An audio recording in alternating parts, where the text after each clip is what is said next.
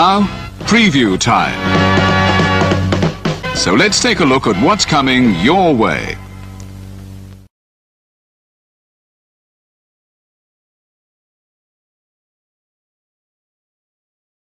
You ever wanted to come into a sports bar where the barkeeps know their game?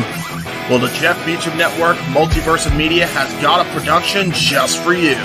Sit down and relax as the Stat Boy and his partner break down the statistics in all things sports. Whether it's football, basketball, motorsports, baseball, hockey, soccer, professional wrestling, mixed martial arts, boxing, and much, much more. All are welcome. Your barkeeps here keep you up to date and in the know of everything going on in sports, while also having a pleasant conversation about it all. Your host and owner of the bar, Stat Boy Mike.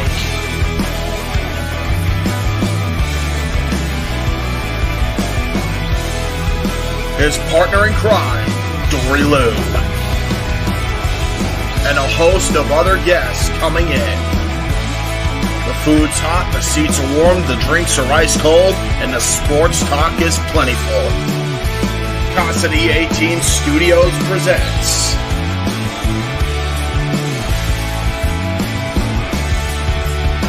Stat Boy Sports Bar. Take a bar stool and enjoy the show.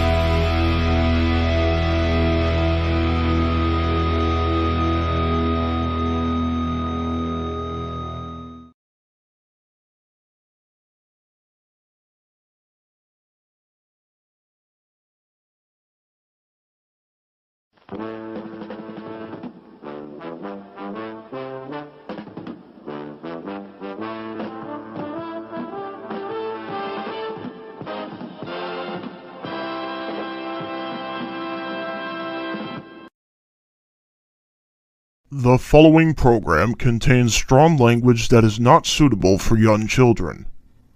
Viewer discretion is advised. The Jeff Beacham Network's Multiverse of Media. For over 15 years, the recognized symbol of excellence and the standard bearer in coverage of sports and entertainment.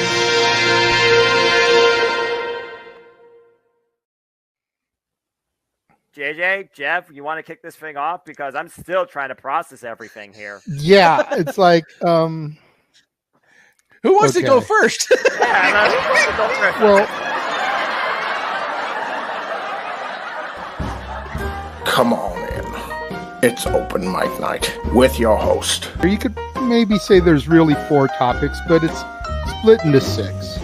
The Renegade, JJ Williams. The Sammy and Eddie Kingston thing, which one's the better smelling turd? And his panel of co-hosts. I am the founder. We'll call me that for today since we're going with the Jeff Jarrett love theme here this week, according to JJ. The West Coast Professor, Jeff Meacham. Karma is karma is karma. That's professional wrestling! Damn it! The Simple Man, Noah Foster. It's showtime! Yeah! How you doing, JJ? How you doing, Jeff? James. Yeah. And the He-Man, James Hebert. Imagine Bill Burr, Joe Rogan, Paul White, the Baldies! There you go! It sells itself! Get in there! Short his ass and shit the bed. He's not Amber Heard. Give it time, JJ, give it time. No, I'm sure Jeff has some stuff that... Dumb move. Just don't pull this bullshit again. You get one. Tony needs to stop caring about the ratings. Bradshaw said as long as the ads are in place, we're not going to lose that third hour. Ring of Honor does not have to be AEW light. They don't necessarily have to coexist with each other. We kind of saw that tonight to a degree. Along with a panel of guests. He's no longer glorious. Don't you bring that up. You want me to rant about what my NXT used to... No, we are done here for the night. I swear, James. Because you never know who may show up for open mic night. I leave our company in the capable hands of an extraordinary group of superstars, employees, and executives. The first thing that came to my mind was, it's about damn time. Amen! I literally touched everybody in the state's trash. So it's horrible, you guys. Peyton's new thing is Dennis the Menace, but it's funny because she calls it Dentist the Medicine. That's great. When Elliot Taylor came out and did Born for Greatness live, I was popping my pussy, having a great time. I didn't care. I was having so much fun. Sit back, relax, and enjoy the show. Fuck Bill Belichick.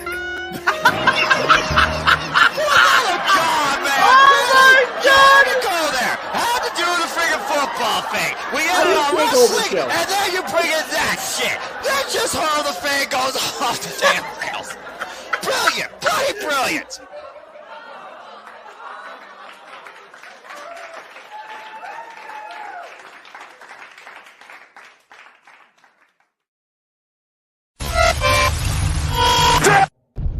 We're here. What is going on, ladies and gentlemen, boys and girls, children of all ages? Welcome to another installment of the Saturday Night Shenanigans that are Open Mic Night. I, of course, am your host and moderator, the Renegade of Wrestling, JJ Williams. Hope everyone is having a good Saturday. A little bit early, I know. Apologize to our normal viewers that maybe didn't get the memo, but you know what? Sometimes got to shake things up a little bit. I'm going to go ahead and start bringing in the panel. First person I'm going to bring in tonight is the man who's been my ride or die all day. He has literally been sitting next to me for the better part of the last 12 hours. The simple man with the spectacular voice, Noah Foster. Hello. Sir, we have watched a Clash at the Castle, had some summer lovin', and now we are here for the shenanigans of Open Mic Night. How are you doing through this all? Are you as exhausted as I am? I think my voice speaks volumes in itself, as I just got done watching snippets of Collision, including but not limited to the no disqualification match in full of the virtuals. Dion Perazzo and the Man Thunder Rose, as well as the main event. Some interesting developments, some great stuff, and it's just been a downright incredible 48 hours for professional wrestling. Damn it. And of course, it continues for me as I got New Japan Press tomorrow and Pro Wrestling Noah, expecting a super huge announcement. And the Noah show is being main evented by Kata Kiyomiya defending the GAC Heavyweight Championship against Bullet Club War Dogs' own Gabe Kidd. So it's nonstop, and it's been a nonstop fun ride, and I've definitely enjoyed this Saturday. It's been wild, but I'm doing fine. And someone in the lights next, we're not singing, but I am tired. Yeah, definitely. It's been a physical and emotional roller coaster here on this side of things. And it's just going to get better and better. Before I start to bring in the rest of the regulars, let's go ahead and introduce the world to a man you are very familiar with, who just popped into the green room, debuting on Open Mic Night tonight. King A-Train, what is up, brother? It is good to have you. Welcome to Open Mic Night, my brother. Oh my goodness, JMN ATW crossover. I feel like it's been a long time coming, guys. Good to see y'all. Right?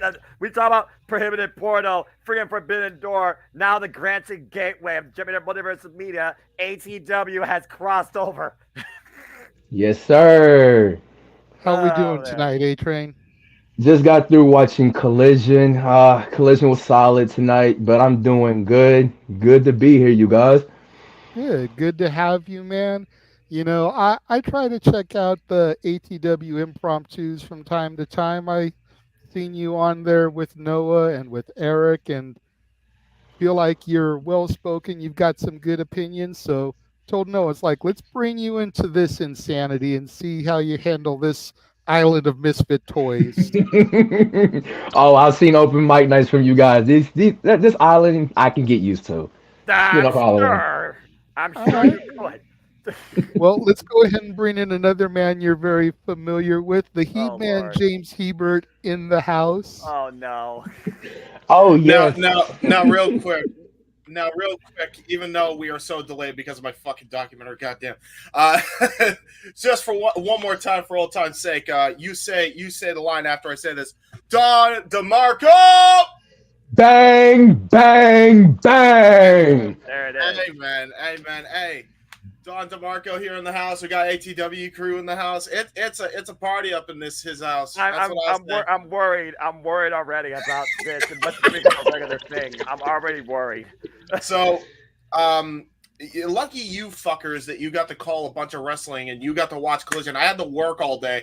I literally that's all I've been doing the doc. So I've just been face in the computer screen. Rendering.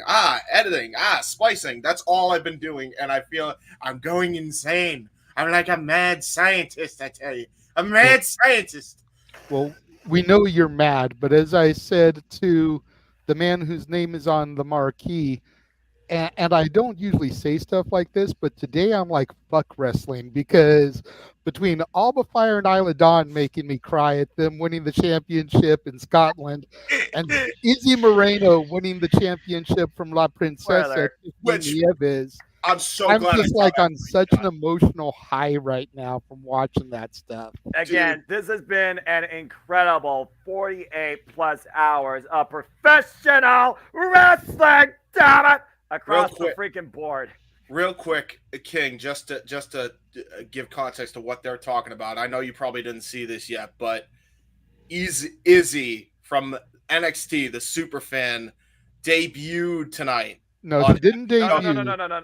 Oh. She won the championship tonight. She debuted back in August. Well, in match Mission Pro Wrestling, Thunder Rosa's company.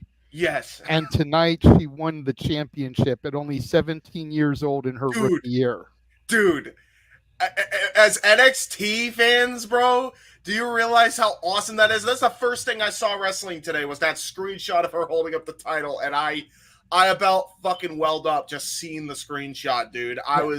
And Noah and I called it.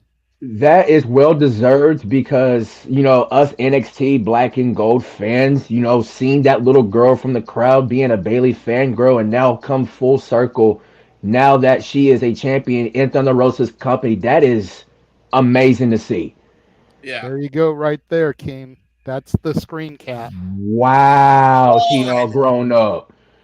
I didn't even think about that, Chris. Thank you for putting that out. I completely didn't even realize that until you pointed it out. Yeah, the That's role crazy. model for Izzy, who's now a role model for BFS, even younger than she was aspired to be a professional wrestler.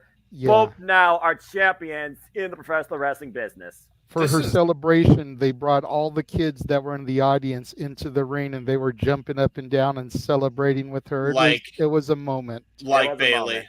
That's awesome. That really is awesome. It's moments like that make it so wholesome to be a fan of this business. Yes. Love it. Let's go ahead and bring in the rest of the panel. Mr. Reliable is in the house, Walter Cruz. What's going on, Walter? Good to see you this evening. What's going on? Good to be seen. Yes, most That's definitely. JJ's stick. That is my shtick. Stick to your shtick, Walter. Don't steal my shtick. So it begins. The madness. And last but not least, we do have a surprise. The man whose name is on the marquee is in the building, at least temporarily. Hi, Jeff. Hi, Jeff. I think more than anything, he wanted to be here to see the debut of Keen A-Train. He could care less about us yahoos. He deals with us on a regular. He's sick of my shit already. Probably, almost. Yeah. No, I just wanted to thank everybody for tuning in all day to the coverage. both Clash and Summer Love, and thank everybody, especially the gentleman below me and the gentleman to the far left, for carrying the load today in my concussed, obnoxious absence. You can see I'm wearing the sunglasses. I have the lights in the room dimmed as best I can, but trying to watch this hockey game and watching Florida shit the bed when they have a chance to win the cup. Damn stupid Edmonters. Anyway, welcome to my world. Right? It's gonna give you more of a headache. What are you doing, brother? Right, I know. I'm a glutton for punishment, James. What can I say? But I'm super stoked for Izzy. So happy for that young lady. It's like one of us getting inducted to the WWE Hall of Fame. It's like it's the story, man. It's the fan making good on the dream. It's a beautiful thing. Like I said to Noah during commentary, any one of us that has ever turned on the television and watched pro wrestling, it doesn't matter if it's WWE, WCW, ECW, AEW, TNA, whatever, we've all envisioned ourselves inside of those ropes performing in front of that crowd. And that young girl that used to sit ringside and cheer on Bayley not only has made her dreams come true, but she is now at 17 years old, the champion of a federation, and not any federation, Thunder Rosa's federation. Mission Pro Wrestling. Mm-hmm. An NWA affiliate. So, you got to wonder if EC3 has eyes on her, if Billy Corrigan now has eyes on her. Kenzie Page. Yeah, there's a lot of good stuff today. Today's been kind of a rough day over here, but right here it's been a beautiful day. It's good to see. I'm gonna bow out now because God, this is hurting my head and my eyes. It's infuriating and frustrating and maddening. But again, I appreciate everybody that's been in the audience. I really appreciate everybody reaching out, asking me first, where were you today? How come I know the Clash meant a lot to you. I know being part of Mission Pro's call meant a lot to you. It's just trying to tackle things at home. You always have to be aware of your surroundings, boys and girls, because you end up falling. And when you have a sweet spot from a car accident in the back of your head that gets hit, you go almost memes and have to go to the hospital and make sure you don't go memes. So yeah, just thank you again, everybody here. I know both JJ and I are very close already to our hitting our payout goal for the month of June. Thanks largely in part to Noah for making an ass of himself last week. Yes. The wheel is evil. And thank you to Keen A-Train for sharing that with the ATW family. Dude, that was just non-stop, that wheel. I'll never forget that. That's a highlight among highlights. I've actually considered making that whole episode like a highlight of just the Wheel of Doom. Seriously. Literally. When Aaron does the No DQ awards at the end of the year, we need to get the wheel nominated for Heel of the Year. Oh, absolutely. That wheel is a straight up heel. It was. Yes. All hail His Highness King A-Train for pointing at ATW family last week and making that shit happen, making it rain, baby. And also thank you to everybody that's getting us toward that payout goal, because the sooner we get to 500 for the year, the better for Noah, right? Yeah, the sooner Noah's got to join Chase U. Turn in his enrollment application. That's it. And then on top of that, dropping out after day one. We have that's fair. That's right. At least you enroll. And then with Izzy winning the championship tonight, it gives me hope, Jay. It gives me belief that Thea Hale will indeed beat her goal of being the NXT Women's Champion, and then, and only then, got to get the shirt. We will get Noah donned in the Chase U sweater. That's it, baby. That's it. You're holding out for a dream. And now that I've made Noah's headache almost pronounce his mine, I shall bow. But thank you guys. For real. Sorry, my voice sounds like such shit. I'm trying to rest. Worries. Thank you for popping in, boss man. But yeah, please, everybody have fun tonight. Everybody Wang Chung tonight. Are you still going till 12, Jay? Or are you cutting off an hour early? We'll see how things go here. All right. Depending on how my rest goes, I'll try to pop in during the chills. But I do want to say, in case I don't come back, I do want to talk about the shows once I get to watch them. So please come on back Monday. I'll be live at Tuesday, because Mikey's doing his damn NBA nonsense on Monday. That's right. So yeah, I get bumped, but it's my choice to bump myself. So see you guys Tuesday if nothing else. Thank you. Yes. Thank you, Jeff. Yeah, Russ, man. All right. So let's What are we get gonna this talk thing. about? Yeah. So what do we want to talk about? Well, let's start kicking off the show. You know, we already briefly talked about Izzy, but new champions abound today as we saw Alba Fire and Isla Dawn capture the tag team titles in their home country of Scotland. So damn happy. And then again, back to the Izzy thing. Walter wasn't in the room yet when we started talking about that, but just what a great day, I think, to be a fan of women's wrestling in particular, with the three new champions. You know, we kind of talked about it on Simply Predicting.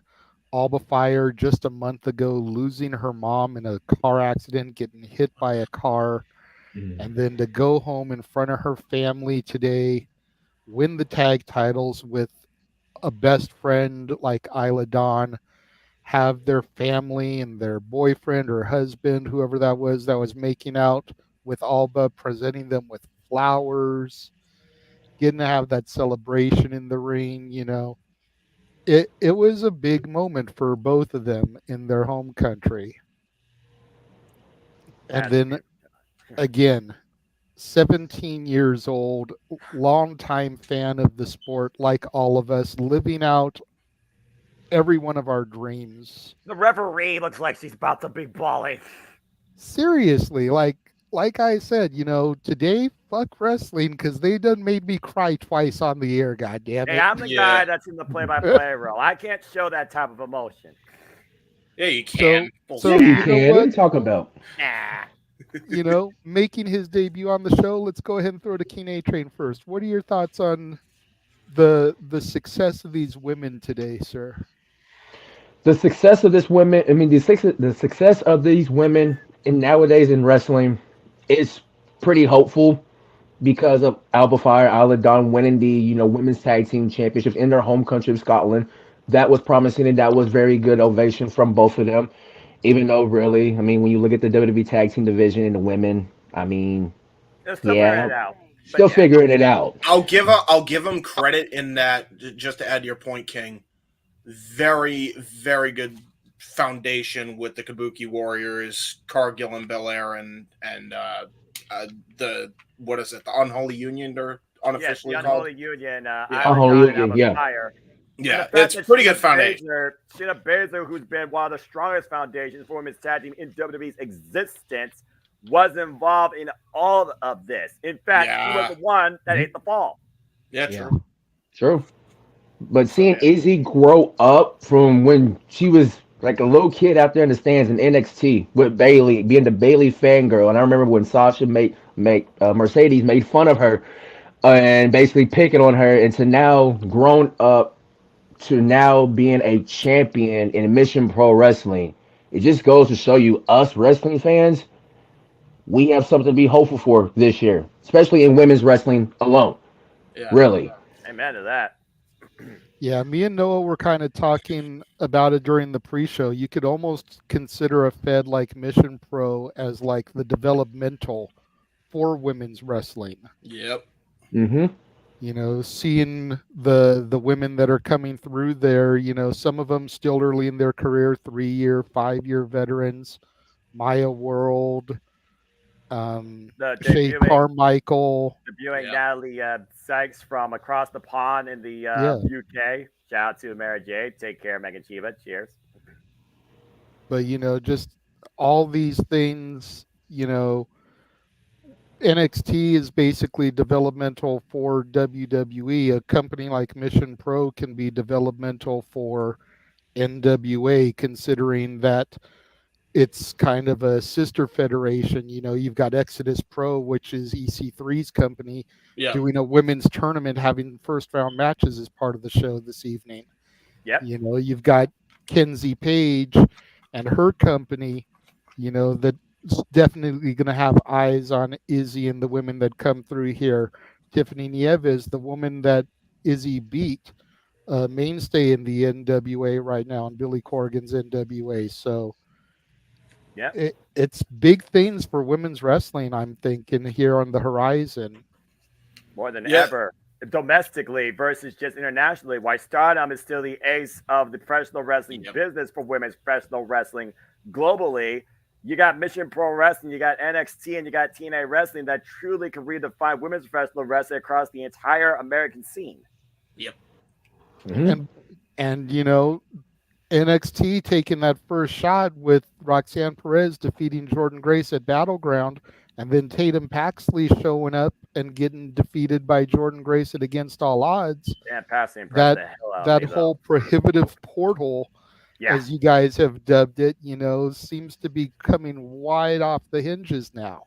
And of course, this Tuesday, JJ, you have suspension disbelief for your NXT to find out who's in that 25-man over-the-top rope battle royal from other locker rooms to see her challenge Trick Williams for the NXT Championship at Heatwave.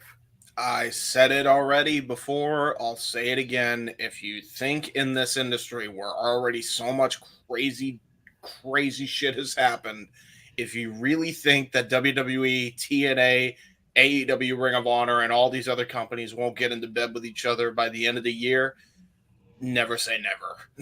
I'm not convinced of that anymore. I'm not. It's all, especially when you consider that a lot of this stuff is taking in or around the central location of where WrestleMania is going to be this year or next year. Yeah. Yeah. Mm-hmm. I wouldn't rule it out, man. I really wouldn't rule it out. Most definitely. Walter, what are your thoughts on the state of the women in wrestling today after the success of Alba and Isla and then Izzy this evening? Well, first of all, damn you, the wrestling industry, for making me go on this emotional roller coaster up and down all damn day today. Had me up here, had me down here, had me up here, then brought me down because freaking screwed Drew again, and then did this with Izzy and had me on the rise again. So, I mean, it's in good hands. Like, thank goodness TNA has the women's division it has. So it was already in good hands, but now this is all positive vibes for the women's division. You know, it started with, like, you talk about Izzy and her NXT fandom, but remember that video that used to go around when AJ Lee met Lita and her reaction and how that influenced her to become a wrestler. Mm-hmm. So it's like you hear these stories all the time. To see somebody actually turn around and do it and only do what most of us are dreamed of, because I know I used to dream of actually doing it, but, you know, I was born in a broke-ass family and my training was on the fly and free, couldn't afford too much of actual professional training. So our training was backyard or shit. Yeah, I did it, but I did it the whole don't try this at home. I did 10 years of backyard. He didn't follow the run. I'm just the guy that's always been the storyteller at heart, drumming their family insane, calling I did it too. Yeah, we literally learned. And then when that documentary came out showing you how to actually do the moves, we all got that, and we trained ourselves, and we did our own backyard league, and was on this what they call CTV over here in Connecticut. It's like a free channel, and you put your own videotapes. You can bring it there, and they will air your stuff. So we used to wrestle on that kind of stuff.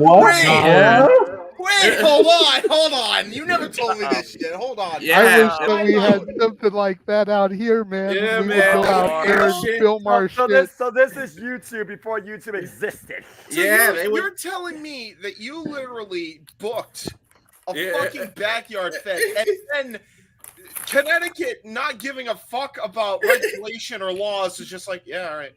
You go out there and do it. It was us wrestling. If anybody, it was us wrestling at like baseball parks and stuff, pretending that was a steel cage. And they used to come on at like 3 a.m. If you paid, they aired it. They aired some weird stuff on that channel, man. I'll never forget. It was channel 27. And the funny thing is, I live now like less than a mile away from where that building is right now. Wow. I don't know what it is now. I don't know. Crazy. How have you never told that story on any podcast ever? Yeah. That's incredible. Never came up. Yeah, it never came up. But yeah, man, I wish we had something like that out here because we would literally go to the park every week and we would film our matches. Like if there was a station out here like that, our shit would have been on TV too. I'm not even gonna lie. Yeah, to be on We a had weird 260-pound, 5'3" dudes doing Canadian destroyers on the grass. Like that's how we used to do it. Yeah, DDTs on bases. Okay. Take a breath, James. Get your thoughts before you speak. I know you. Well, the reason I had to catch my breath is because he reminded me of this backyard thing that I did. So I used to do a bit of backyard wrestling, right? So we all did. It's okay. So I never had taken a DDT before up until this moment, and we had a wrestling match on the beach. So my friend, my buddy, puts me in a headlock, right, on the beach. I can't remember if there was a crowd or not, probably because of the PTS or the CTE. Excuse me, wrong phrasing. So he drills me, but I don't tuck my head under his armpit, so I just go planning on. I'm like, I almost lost all feeling, but then it came back the next day, and I'm like, that's probably not good. And then I was like fine within a week. So I'm like, okay, I'm never taking a DDT again. Never took a DDT during backyarding since. The only thing I didn't like is when we had the meetings and we used to try to book it. It's nobody ever wanted to lose. Everybody always wanted to be. I was like, dude, people got to lose. Like, come, me and my best friend Rel were like the only two that were willing to lose. I made it look better to lose. I was Dolph Ziggler before Dolph Ziggler. Damn it, I knew how to sell. I was like, I don't mind losing. Dude, who the fuck was training with you? The Messi brothers? Pop knows what's up. The LBWA, the Long Beach Wrestling Alliance. That's what we're calling. Dude, you guys should have had a crossover. Yeah, I'm about to say, this is the genesis of not only what crossovers have become in 2024, but to JJ's point, trying to circle this thing back to not only the aspiration of women's wrestling, but the aspiration of professional wrestling. We've all had this kindred dream, this connection, this passion, and this spirit for this business since we were kids in some way. Whether we wanted to be a part of it or whether we wanted to see stuff like this happen in it to our favorites. It just goes to show again the time-honored, never-ending testament now. Truly anything is possible and anybody can do anything in this business. That's Bailey-inspired wrestling gear. I don't care what nobody tells me. Absolutely right. Most definitely. That's Davina Rose inspired. You kidding me? I was talking about Davina Rose before we went into our call because Davina Rose, for those that don't know, by the way, happy birthday, Davina Rose, aka Bailey, literally started off in 2012 on the Independents. Izzy Moreno in her 7th match in an independent wrestling promotion just won her first championship. Jesus, that's awesome. If I may go next on this. Yeah, go ahead. I was going to have Noah bring it home anyways.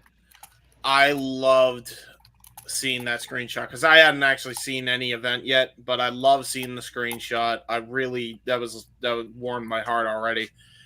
Izzy deserved it because I know for a fact after the match around, I think it was like 2015, around the time where Sasha and Bailey had their Iron Woman match, which was, by the way, if you haven't seen that, that's like an all-time classic. Still all-time classic. Go into the archives and watch it. She was training pretty much right then from that point on any way she could, studying it, like whether it was studying it with like mind, and then when she was old enough, she started like physically getting involved in training. So she's really gotten up to the point of like where she is now. Like, don't tell me anything else, but she was handed it because of no, fuck off. She got that because she busted her ass. Yeah. Period. Point blank. And the fact that she defeated Tiffany Nieves to La Princesa, like it was not an easy bout. No, it was not. No, I can't imagine. Tiffany Nieves is like tough as nails. She's a cancer survivor in and of herself. So you want to talk about a woman who knows how to put up a fight and survive. La Princesa knows how to put up a fight and survive. So Yeah, awesome for her. I love that she won that. I love that she got to where she is, and the fact that she's also about to graduate high school, or she's She either graduated early. Yeah, she graduated early, which means she's smart as hell. That's crazy. So she graduated and she won a wrestling championship. Crazy. And then Alba Fire and Isla Dawn, really good that they put the titles on them. I kind of half expected that was probably going to happen after everything that went down, but shout out to the professionalism of Jade and Bianca, and I appreciate that because here the fact is, knowing the professionalism of Jade and Bianca, because they actually have professionalism, unlike some people sometimes. They would have definitely put them over clean, I feel like. But I'm glad the WWE actually had the smarts to put Shayna's team in there to kind of to eat the fall on this, because that keeps them strong so they don't look weak.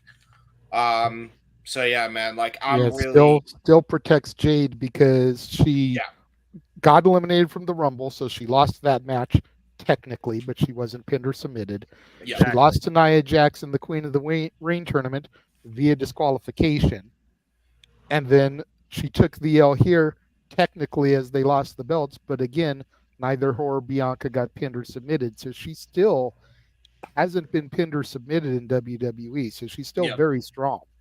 Yeah, very well done. And again, I'm glad that they went the route they went with that, and that they gave the belts to them, because if any team deserved it, and if any team has been the most shafted by the WWE Tag Team Women's system, it's definitely the Unholy Union. I mean, I will never forget the boneheaded decision of giving Shayna Baszler and Ronda Rousey the NXT Tag Team titles to unify with them when they were on such a damn roll with them and they were about to build the division back up. I will never forgive them for that. So I'm glad that they got their just due, and now they can build the entire ecosystem of the women's tag team division and try to make up for that lost ground. And it looks like, to be fair, they're actually doing that very well.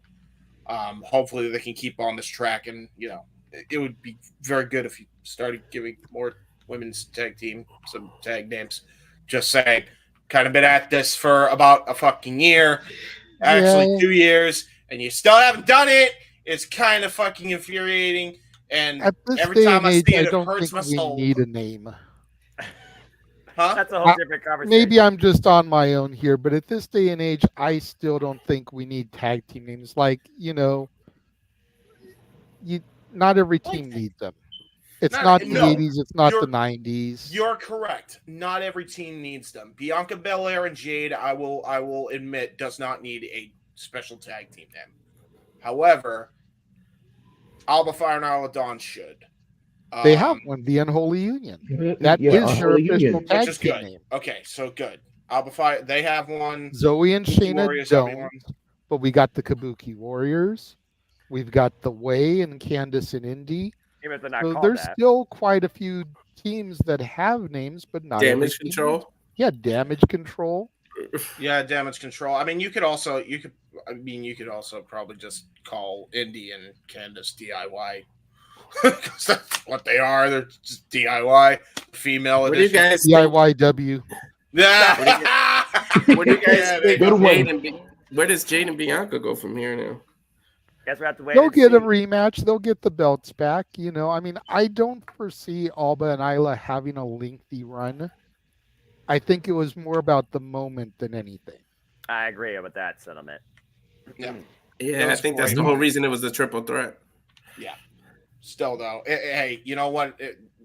They needed to do that for Kayla. Poor girl has gone through way too much. They needed to do that because they knew what they were going to do to Drew. So Yeah, somebody got to get somebody that had to moment. win. Yeah.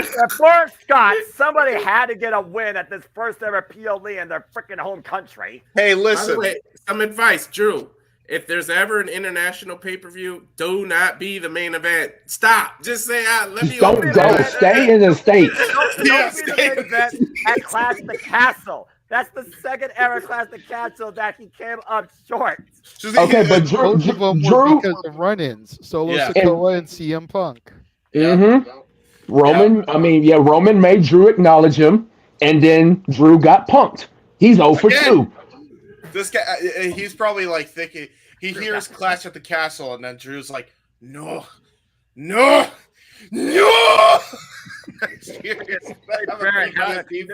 the way, did you get to see the presser at all, JJ?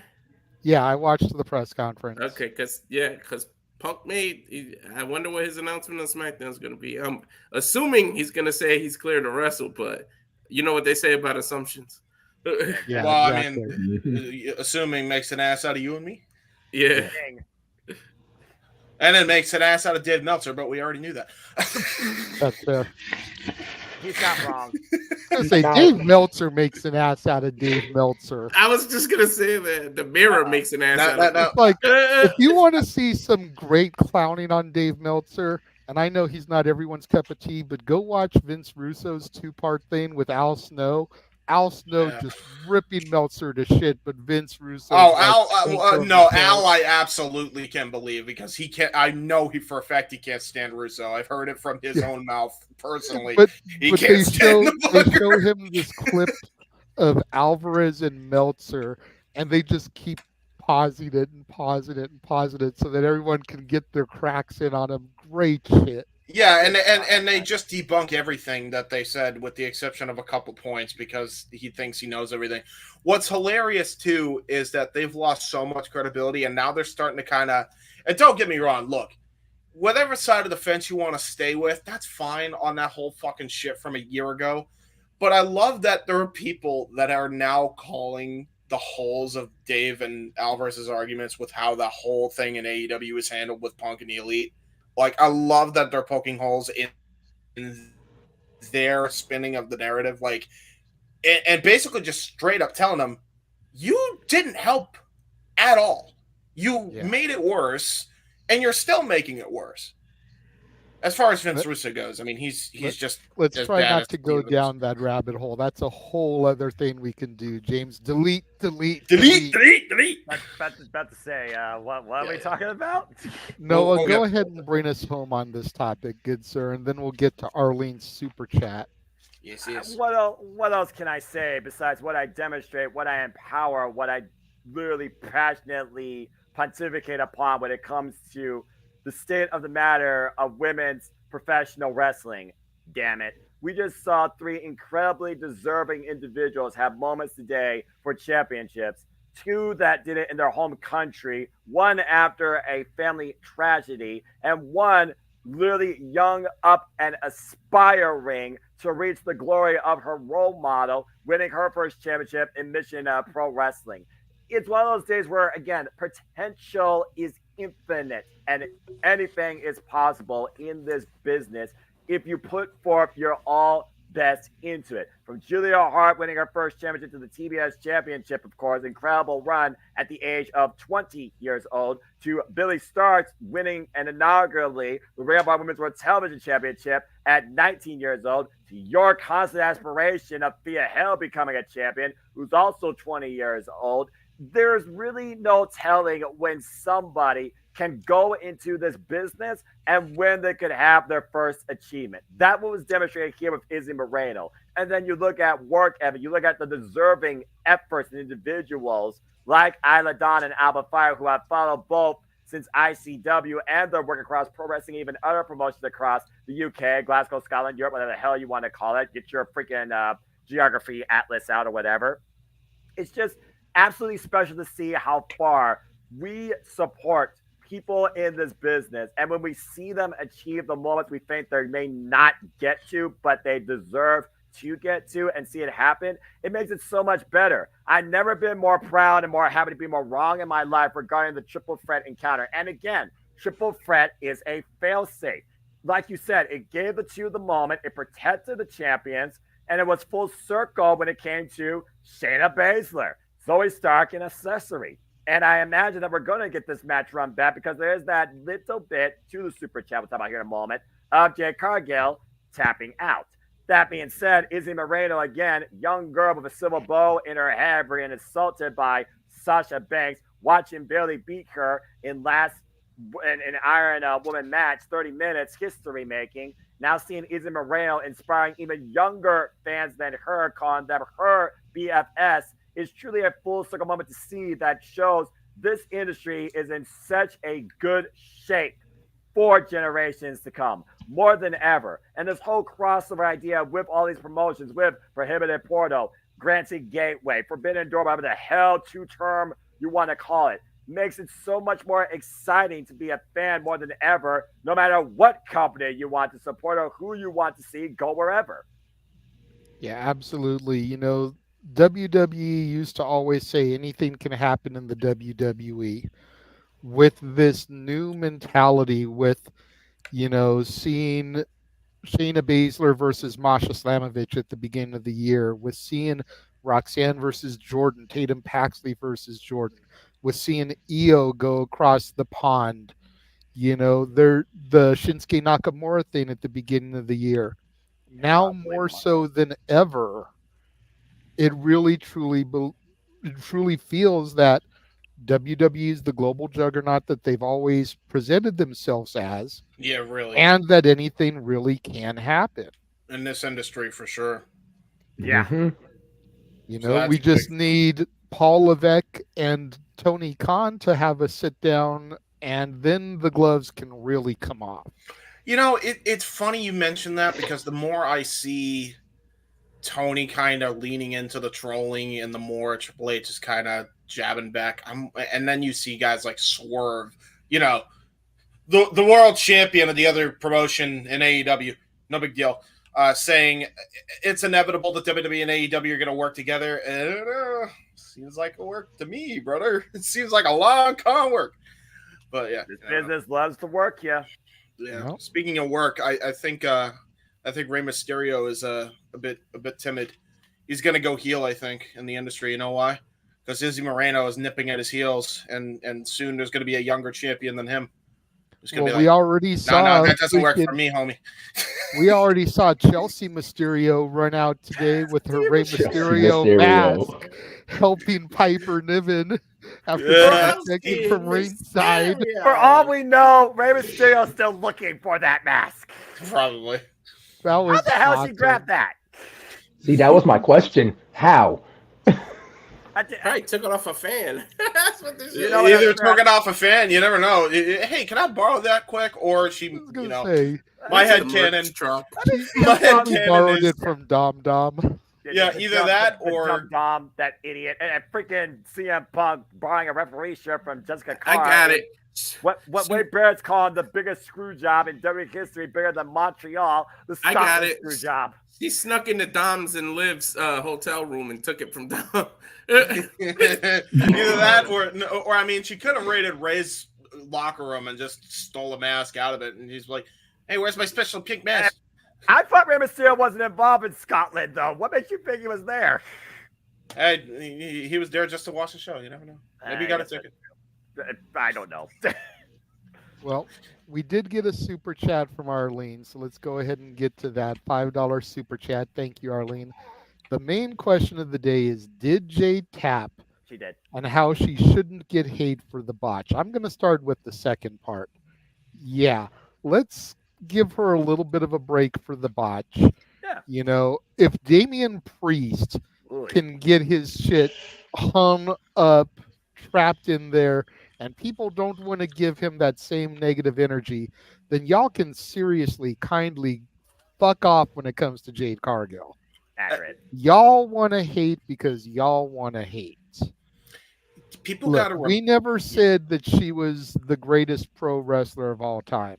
No. We never said that she was fucking Sasha Banks, that she was Charlotte Flair. But you know what? She has improved by leaps and bounds since joining the WWE. No argument there. Everybody is going to make a mistake. Hell, how do you figure that Rey Mysterio has had surgery on the same knee 37 times? 5 times. I'm sure quite a few of those were from botches, and he's been around this business for how fucking long? At least 30 plus years, something like that. I was going to say, about as old as Jade is. Like, come on. Some of them are from the botches. Some of them are from the freaking platform jumps when he was doing the shooting. But you out the sky. get my point, James. Like, Jade needs to be given a little bit of leniency when it comes to the botch, and she still was able to fucking improvise in the ring there. Yeah. So, like, give her a break. And As far JJ, as- you and I called it. I even said it. The only reason you and I both, well, I said it because I'm play-by-play, and I'm the one that made the graphics. So again, when somebody botch, I'm going to call it whether they are experienced, inexperienced, new, or expected to be perfect. Everybody makes mistakes. So look at the business equally. Thank Seriously. you. And as far as the did she tap, I saw the clip on the X. I saw the tap out. Yes, she did tap. Thankfully, the referee was out of position. So. Thankfully, JJ says. Oh, look at that. Thankfully. Hey, that's where my personal bias is going to come in. Everybody knows how much I love Jade. Thankfully, the ref was out of position there, so she was able to maintain her strength in defeat. But yes, Jade did tap. This is shades of Timeless Tony Storm tapping out to Deonna Purrazzo at Revolution. No, that is not shades of that. That is no. You listen here. That was not shades of that. Because what happened at Revolution was no. And I still ask you this question to this day. And that freaking Timeless cosplayer. And I ask you this question still to this day. Did the ref see it? No. Okay, then. Case closed. I'm scared. Noah. I'm very scared. I'm very scared. Please. Relax, please. It's okay. It's not that deep. This is one of the reasons I wanted to have A-Train on here, because he is ride or die with me when it comes to Timeless Tony Storm. Hey, you know what? Hey, hold on a minute. He's the only one.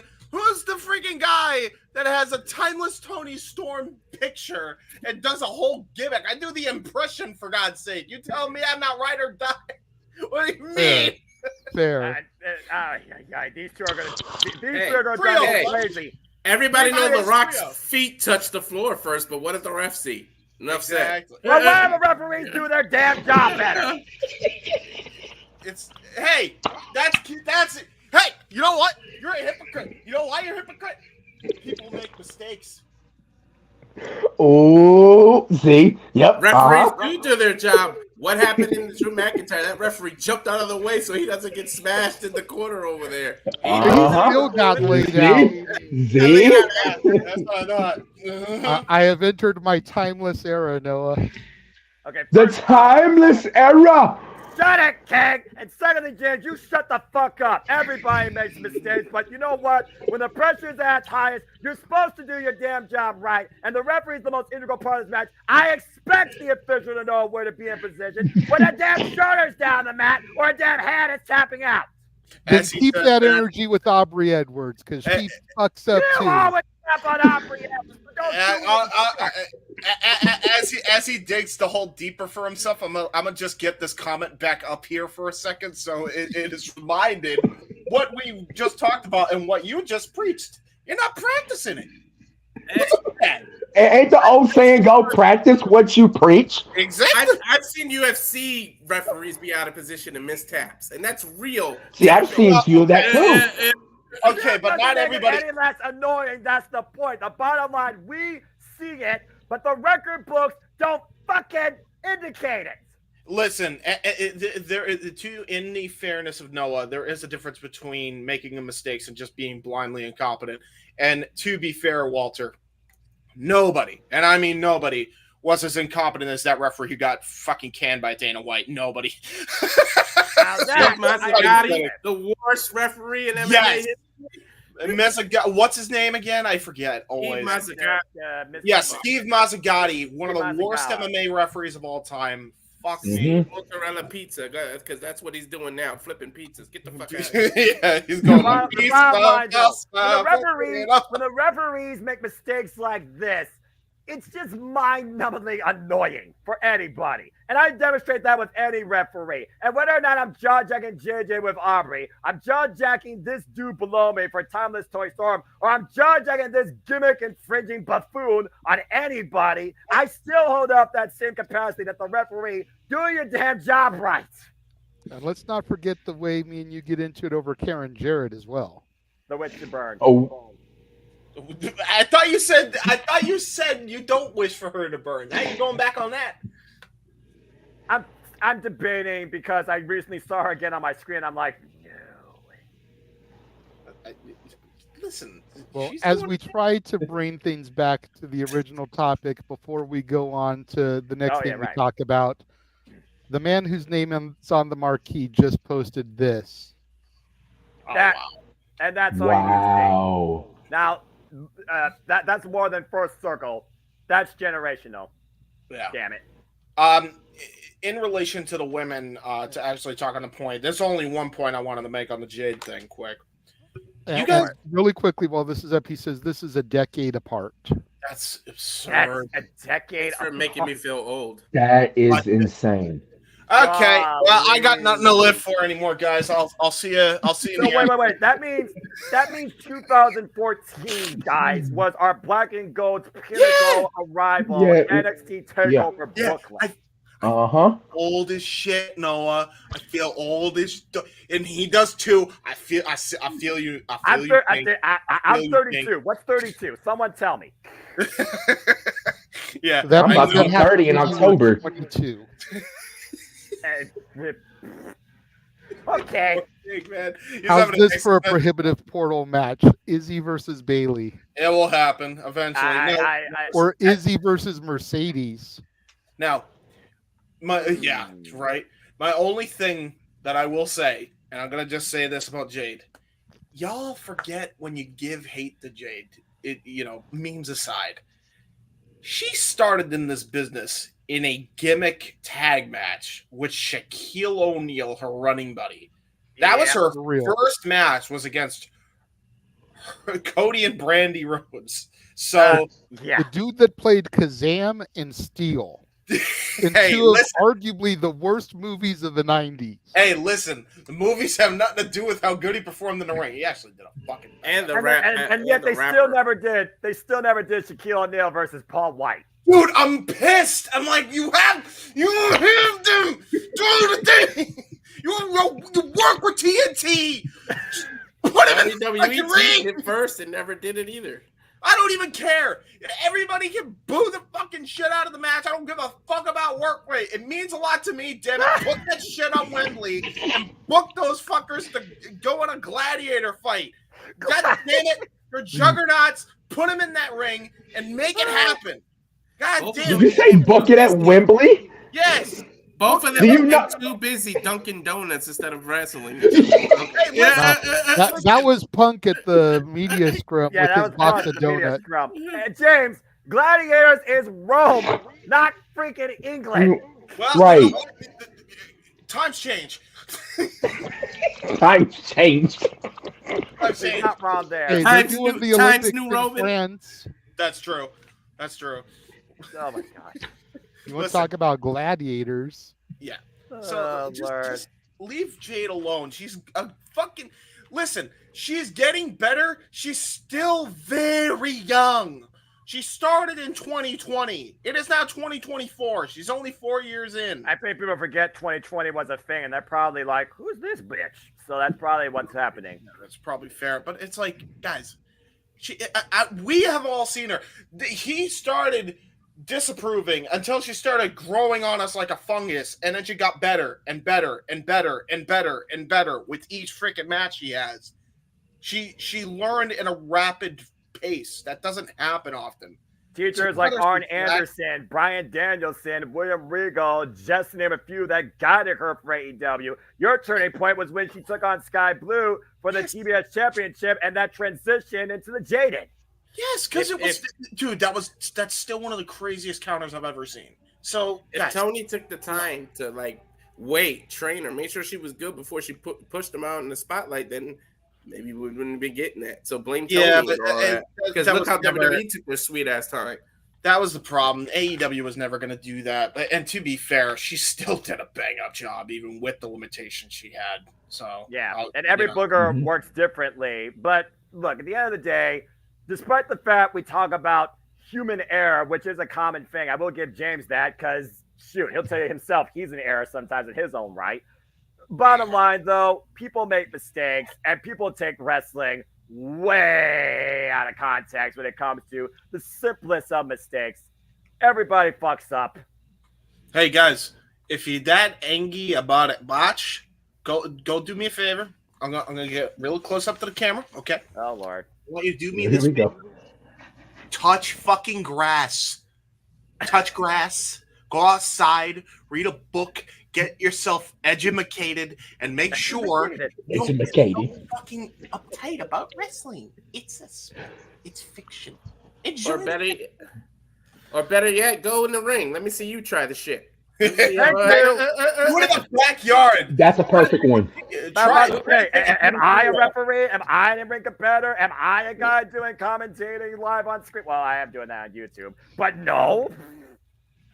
You're doing 1 out of 3. I still say you should go to your local indie fed in Ohio and do commentary for them. Yes. Even A-Train co-signs, bro. Yes. Co-signs.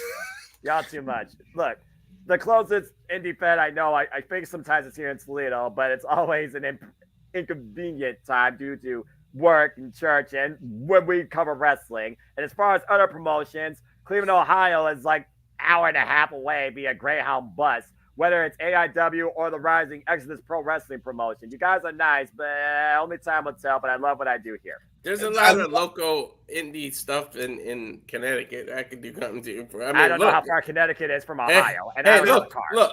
Look, Matt Riddle was supposed to be in one of these indies, and his Uber had an accident, so he couldn't do it. True, that poor kid. He can't catch a break. He gets himself back in the good graces, and then other bullshit happens to him when he's actually doing it right. Well, while you're still in Connecticut, I got some medicine for you, Matt. Just holler. Bro. And on that note, let's go ahead and show everybody all the other watch-alongs we're going to be covering here in the not-so-distant future before we come back with our next topic. Stay tuned.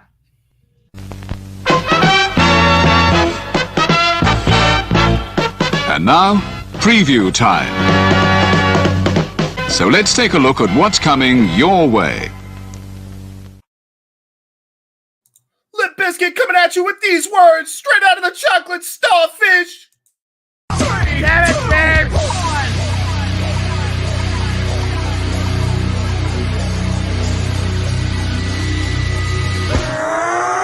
Here we go again! Right now, let's go! Me and you, toe to toe. We can rock, we can roll. Here we go again! Right now, let's go! Me and you, toe to toe. We can rock, we can roll. You see it?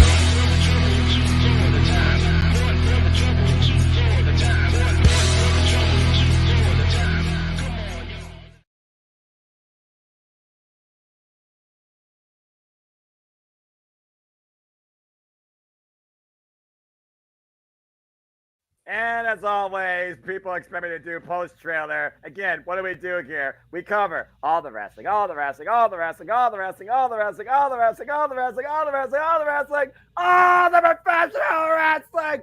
Damn it! And we got to add 50 Row and Emergence Kizzy of TNA to that. So, Yeah, JJ, you know what? You just he's did never 12 gonna get hours this of trailer commentating. updated. Don't sound like it. What was that, Walter? What was that, Walter? I said it's almost like Noah didn't just do like 8 hours of commentating before this. Yeah, Right? Right. Go And scream. then what did you say, James? I said, I said, freaking, you'll never get that trailer updated properly one of these weeks, ever. Seriously, because every time I updated, they fucking announced something else. Thankfully, WWE didn't announce anything today. But Yeah, that's true. tomorrow. Dude, it's to the point where even a UFC when somebody blows a knee or cracks it, Yeah, you shit didn't even get changes, the UFC bro. updated. Yeah, true. Ah. Hey, It you know never what? stops.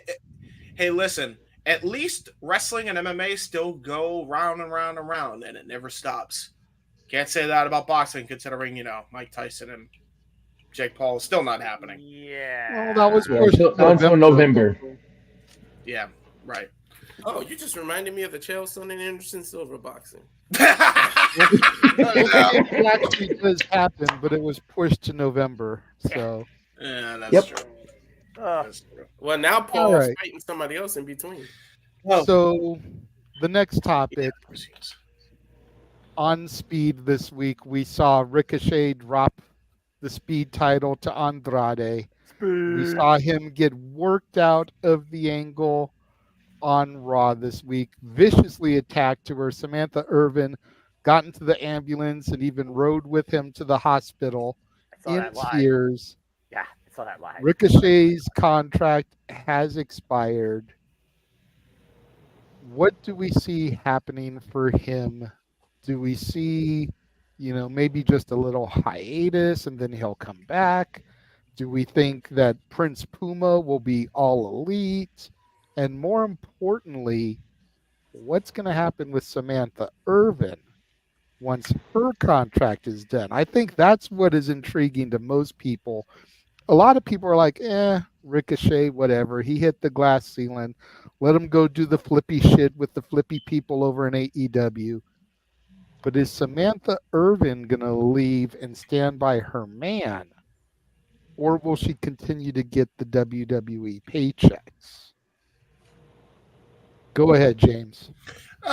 Okay, so a couple things. He will be doing the flippy dippy shit in AEW, and you know what? I don't care because that shit gonna be awesome because it's gonna be with Will Ospreay, and they're gonna have another classic. So I'm happy. It'll be for the international title. Okay, It'll be but all to be fair, off of that, to piggyback after that match, then what? He sits in catering for 9 months. Well, to be fair to him, there's a lot of people in AEW that he can mix it up with. That isn't just Ospreay. To be fair. I mean, there's Okay, so he'll be the king of Rampage instead of Speed. Got it. Well, not the same. Let's hope to God not. I say Rampage is higher booked than freaking Speed is. It goes longer. That's true. And to be fair, I mean, I feel like at the very least he'll be on Collision or something. If they decide to de-push him a little bit because they have too many goddamn people on the roster as it is. But I do feel they're going to use him a lot better in AEW because they actually like him. That's the thing. He'll definitely be more favored in AEW regardless. And quite honestly, if you got two damn company owners and you're not trying to get both purses, what the fuck you doing? Especially when considered Samantha Irvin's an actual employee because she's not a wrestler. So she's getting that WWE money full on. And then the 401k, why not get that same treatment over in AEW and get the wrestling money and get guaranteed money? I'd take it. Be like, hey, let's divide and conquer. It's the same argument I made with Becky Lynch and Seth Rollins if they want to go that route. That's fair. That's fair. Do you think TNA is on Ricochet's radar at all, or do you think it's just AEW in the match with Ospreay? The only time TNA will be on Ricochet's current radar is if TNA is bought by the WWE, which might happen. That's not A-Train, what do you think? I know people are expecting him to go AEW soon. Let him do a New Japan run. Let him get a taste of the G1 climax a little bit. Yeah. Let him go on New Japan for a little bit. Let him show everybody who he truly is, who we know him as and was before he came to WWE. Because outside of WWE, he was well known and talked about almost by everybody, pretty much. Lucha Underground, New Japan, all that. Let him go back to New Japan. Let him show the world of what he still can do in that ring. And then, after New Japan, then, go to AEW. Yeah, agreed. Okay. I like that. I like that idea about letting them go to New Japan and do the G1 climax, especially since they're going to announce the first competitors Sunday, tomorrow. There you go. It would be interesting to see if he's one of the names that they announced. Since he's not under contract, there's no non-compete clause. He theoretically could be part of the announcement tomorrow. He could show up as a surprise entrant or a participant in the New Japan Soul Tournament, determining the remaining 2 competitors, 1 for each block. True. That's true. And then what about Samantha A-Train? Samantha, see, by her man, I've seen that post, but if Tony managed to get 2 for the price of 1, then by all means. But what do you do with Justin? Because Justin is on Dynamite, and you have Bobby Cruz doing Collision on Saturday. Do you get rid of one and replace with the other, or do you put Justin on Saturdays and you put Samantha on Wednesday, or is it like that's going to be, you know? I mean, let's be realistic about it, King. If anybody's going to go to Rampage first, it's going to be Samantha because there's no other place for her, really. Right. What if you move Bobby Cruz to Ring of Honor and then put Samantha in that Collision spot? I think he still does Ring of Honor, so I don't. Yeah, he still does Ring of Honor, but he also does Collision too, because Ring of Honor is, taped on, the days they do Collision. So if anything, she'll be doing maybe the Ring of Honor as well with the Rampage. I don't know, but I don't know about that, guys. You guys don't watch AEW and Ring of Honor as much as I do. There's another correspondent they have that does the announcing sometimes, respectfully, for Ring of Honor. Oh yeah. Aaron What's her name? Petty. Yep, her. So again, I just kind of stay. I'm with King. I think you just, if I'm her, take that WWE money and let Ricochet get the bread over on the other side. Because again, you're dividing and conquering and getting bigger paychecks in different companies, really. Okay, fair enough. Walter? With Ricochet, I don't know. It's a little weird because I feel like the send-off they get him is set up to be like a hero's welcome to come back. Like the kind of send-off that you don't really do that to somebody that's about to leave the company. I just feel like it was set off as a yeah, that's true. But I feel like it's set off as more like an injury angle where he come back to like a hero's welcome because now it's shit. I want to see him get his revenge now. So, but in terms of Irvin, definitely left it open-ended. Yeah, right. Yeah, exactly. In terms of Irvin, I think she stays. And yeah, I know they're a couple and everything, but a couple survive. Rhea Ripley and Buddy Matthews, or whatever the hell his AEW name is, but they're in separate companies. They're making it work. Andrade and Charlotte for a while there. Yeah, Selena Vega and Malachi. Malachi Black. Keith Lee and Mia Yim. Yep. Yeah. So there's ways to make it work. You don't necessarily have it, but you don't want to lose that paycheck that you get. Plus, it's like you're such a staple in WWE with your voice. Yeah. Like, I feel like more people care about her than care about Ricochet. It's almost like to hell with Ricochet, but don't go, Samantha. Mm-hmm. Yeah, in the WWE landscape, by the voice of championship boxing, Michael Buffer, you matter. Yeah, Exactly. I mean that's the thing. Like, and she got that in the WWE. Like you now, granted, they could get her, and that would be a big get for AEW because then they got the woman that was dubbed by Michael Buffer as the voice of combat, the modern voice of combat sports, is what he said. I think that's great. However, most people aren't going to give a shit unless it's in the WWE with that moniker. They're just not going to. So it's better she stays there. Like. It really shouldn't matter because the accomplishment by itself should mean a lot more. But people are gonna like discredit her if she goes outside of it. Yeah, people are short-sighted, James. Remember the world that we live in. Yeah, so I would, and plus, again, there's no room for her on the broadcasting roster. I think. Really, I think she's better off staying in the WWE, especially considering all the accolades she's been getting with that lately. So. Yeah, and in terms of AEW, I'm the only one. I don't want to see Ricochet there because they already don't know what to do with the people they got. They're gonna give you the Will. They're gonna give you the Will Ospreay, but they're gonna blow their load all in one match. It's just like you're no longer unique. And at least in WWE, the flip stuff and everything. Yeah, people do it, but he was unique and different. Now he's a dime a dozen in AEW. Everybody does it. The fucking 8th person in the end of catering can do all the flippy shit Ricochet do. So now what makes you special? To be fair, that's everybody likes to pick on AEW, but that's been an industry-wide problem for a I fucking say minute. AEW is just the starting point of showing it, but have you watched stuff like TNA and JPW lately? Yeah. PWG as well. That's fair. That's fair, but you don't really see that stuff as much in the WWE, and I think that's Walter's point, is that in WWE he's unique because aside from, maybe the LWO and Legado del Fantasma, you don't really get a whole lot of that shit. And they also aren't doing a lot. But in AEW, to Walter's point, like every match is that shit.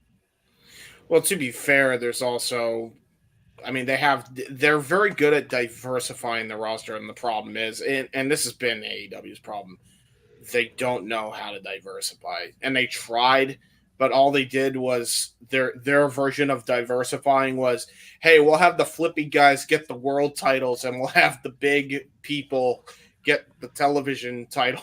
So that was his way of diversifying. Except when you've got guys like Samoa Joe that can do the flippy shit too, and they shouldn't. Yeah, I mean, and Joe, the guy that defined no limits in TNA. I'm just saying. Yeah, and to be fair to Joe and to MJF also, I can't say that MJF is that mold. Although MJF can literally do it all, as we have fucking said numerous times.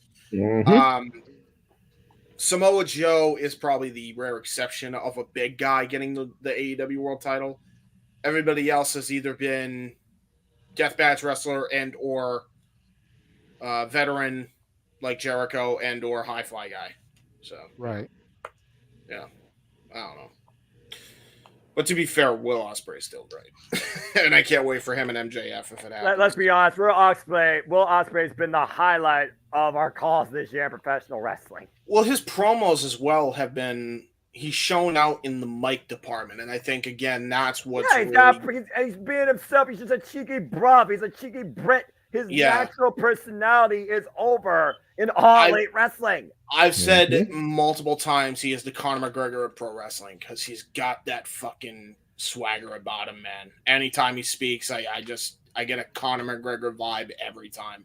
Like every time he speaks, there's so much passion and bravado that comes out, which is why I want to see him and MJF on a mic off so bad. So bad. Give it time. Give it time. I assure you. Give it time. Poetry slam. Let's go. Poetry slam. All right, Noah, bring us home on this one, sir. So, as you all know, I went to Monday Night Raw, first time in 6 years. This past Monday, it was a lot of fun. And I saw Ricochet get obliterated by Braun Breaker. And they had a Braun Breaker have match of the night. Why Lara Valkyria and Io Sky was also pretty awesome.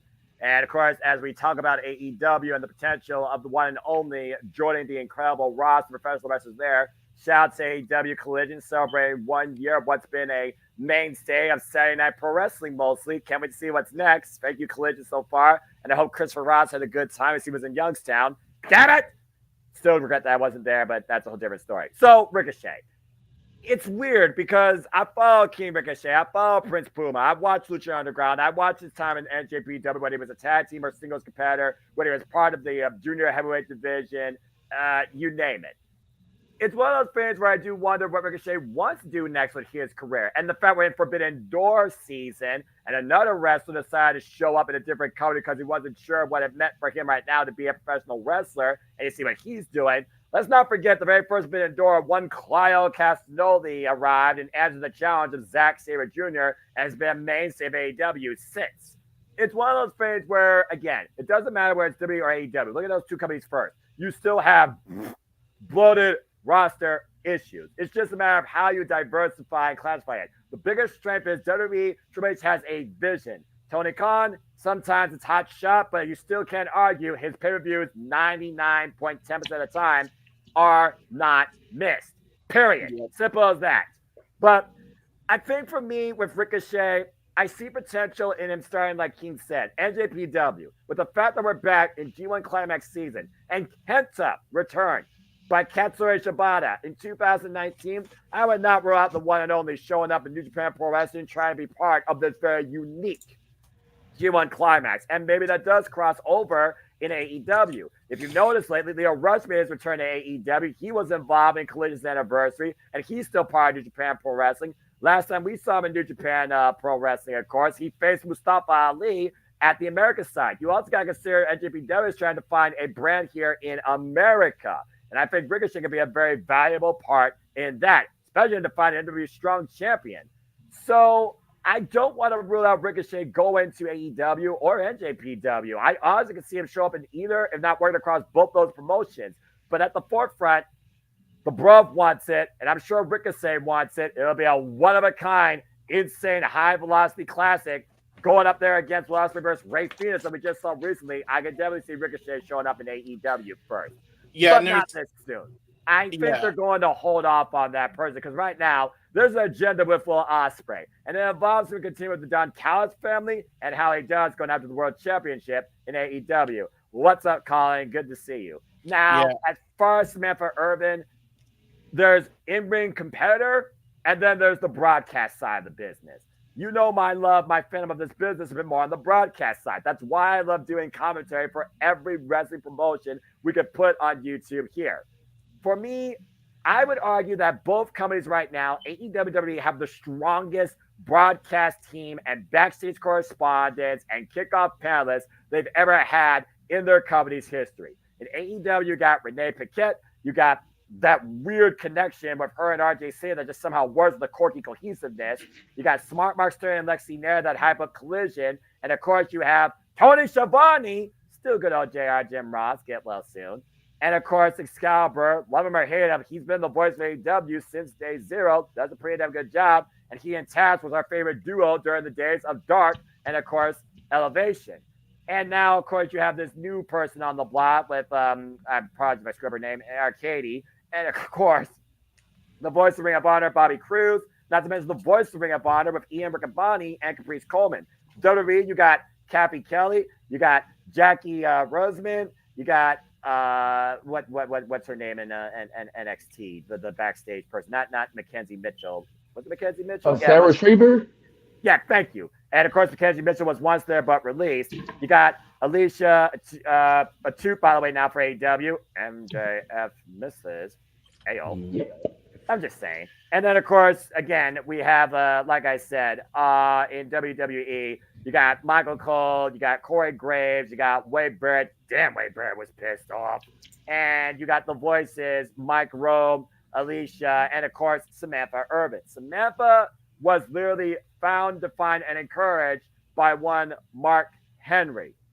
So, with Mark Henry not part of AEW anymore, who was a unsung hero for the community side growth, I think Samantha Irvin is going to stay in WWE, and I think you do split the wallets. WWE and AEW are more lucrative than ever. They are the companies where you can get the most bang for your buck, and no matter what role you're in, which honestly why we talk about the overinflated rosters. Sometimes catering is probably money in itself that's just worth sitting and getting, depending on what you're choosing to do and how much you want to actually be in that ring. I think it's best for Ricochet to find himself again on the independents and find the real King moniker that Kazarian calls himself to be about the crown. And I think NJPW is the first spot he should try and show up in.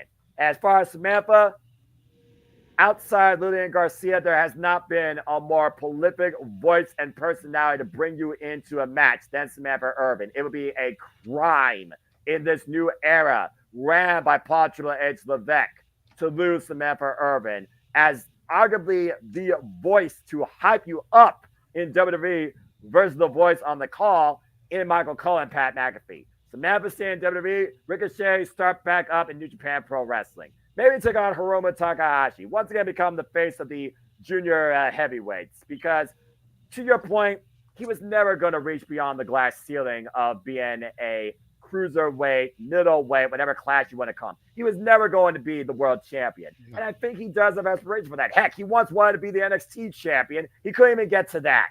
I think NJPW would be a great reset. But Samantha Irvin, if WWE is wise, they will do everything in their power to make sure she stays on as the voice of WWE. That's fair. Yeah. All right. I mean, catering is for fat asses like me. That's all I'll say about the catering comment. I mean, Eddie Kingston likes that peanut butter pie. He's out till next year. Yeah. Hey, I feel that. Yeah, but assume that, King. Damn it. I can't believe that shit. All right. James, you had a topic you wanted to bring up. Go ahead and start the conversation on that one because I don't know a whole heck of a lot on it. So okay, so this is in regards, and I wanted to bring this up because I wanted to do a little bit of I wanted to do a bit of a roasting of some, people that it's funny I mentioned people should touch grass. These two definitely match that description. But also, boy. technically this one matches the description. So JJ, I know you gave props to your buddy Disco. He's not going to get props from me because essentially, I didn't give props to Disco. I think you did. I gave props to Russo. But Russo. Sorry, you're right. No. That's what I meant to say. Inverted. Sorry. Yes, to Russo. I will not be giving. Oh, okay. So yeah, Russo. Well, Russo will be, I think, lumped in somehow. James' brain is slowly shutting down. I'm trying to find the tweet. Is what's happening because I thought I had the tweet. I quoted the tweet, and now I'm not seeing it. It's probably because he forgot to reply back to the anonymous Raw General Manager. Yes, I did. No, always. Here it is. Okay, it was like. And I quote. So. So I heard Jeff one time doing that, holding the phone up and doing the sound. He was like, "Ah, sorry, Jeff. It was me, Jeff. It was me all along." So y'all know what happened with Dax and his bum arm, or not even, and just in general, he's been banged up for a while, and it was obvious. God bless him, but damn. Not everybody knows, so go ahead and elaborate a little bit for those of us that don't watch weekly.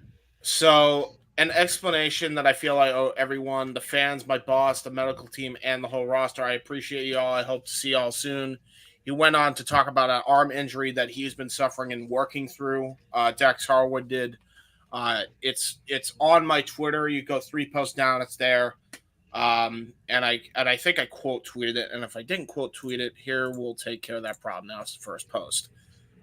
Essentially, what happened was he had been working hurt for a while, and he had gotten a hematoma in his back while also having kind of a bum arm. So he was trying to work through the pain, and the hematoma got so bad that he, after a match, he was, having a lot of pain to kind of work through. Gee, I wonder why. Now, the wrestler in him said, I'm going to keep this a secret and just try to tough it out because that's what you do, because he's very old school minded, because quite honestly, he was still an old school wrestler, which a lot of people forget. And if you didn't make your town for injury or what have you, you lost your spot and somebody else takes it, and then you're out of money. So that's kind of the. Let's be honest. He pulled a Cody Rhodes. Now, he says that he gives now I want to note in his tweet an explanation that I feel I owe everyone: my fans, my boss, my medical team, and the whole roster. So right away, he's giving credit to Tony Khan, and he's giving credit to the medical team, because once they found out after he hit it for so long, they acted swiftly and sent him home. Mm-hmm. So now him and Cash, as a result, because Cash was kind of a little banged up too, they're just going to take the time off and let their wounds heal. Good. Which is a smart move. Rightfully deserved. Now, this comes off the heels, admittedly, after Tony Khan said that his safety protocols are very on point lately and have been on point for a very long time, ever since the Matt Hardy incident happened back in 2020. Which, for those who don't know, concussion, long story on that. Right. And what's funny about that is we literally, I think a couple weeks ago, while we didn't still fully agree with Tony Khan's booking of that fucking main event of Double or Nothing in a lot of cases, right, we did show and explain properly and convincingly safety precautions were so in place. It was unbelievable. Like I with how they fucking did it, they literally could have protected anybody doing this stuff. So it was they did it very well. right? So Dax saying this prompted some naysayers that just want to shit on AEW for all the reasons without and listen, Lord knows I've criticized AEW on this very show. Everybody to some degree has on this show, even King. And he's like the biggest AEW fanboy of all of us. AEW is not perfect by any means. No. Right. No, of course not. But god damn it, stop, people, going after AEW for stuff they're not doing wrong. It helps nobody. It does nothing positive for the industry. And all you do is make yourself look like an asshole. Why do I bring Glenn Gilberti into this equation? Why do I bring the Disco there it is. Inferno into the question? Because he quote tweeted Dax's video tweet saying, "You just ruined your boss's narrative that he will put their safety record up against anyone. If talent is working hurt and not telling the office that it's not a safe work environment, bad luck, Dax." Couple problems with this, and this is why it's a hypocritical thing. Disco, didn't you do the same fucking thing that Dax did while you were in WCW during the Monday Night Wars? During 95. And that's why you had to take a year off until you came back in 97. Okay, just checking. That's point number one on that. Number two, he literally said, I hid it from them. Why are you then going to go and attack the company? Look, don't get me wrong. I get attacking the company for when they actually fucking, not even attack, but criticize the company when they actually fuck up royally like that, but they don't. They don't. I'm not even going to read Dax's response in full, but I'm going to read his last comment.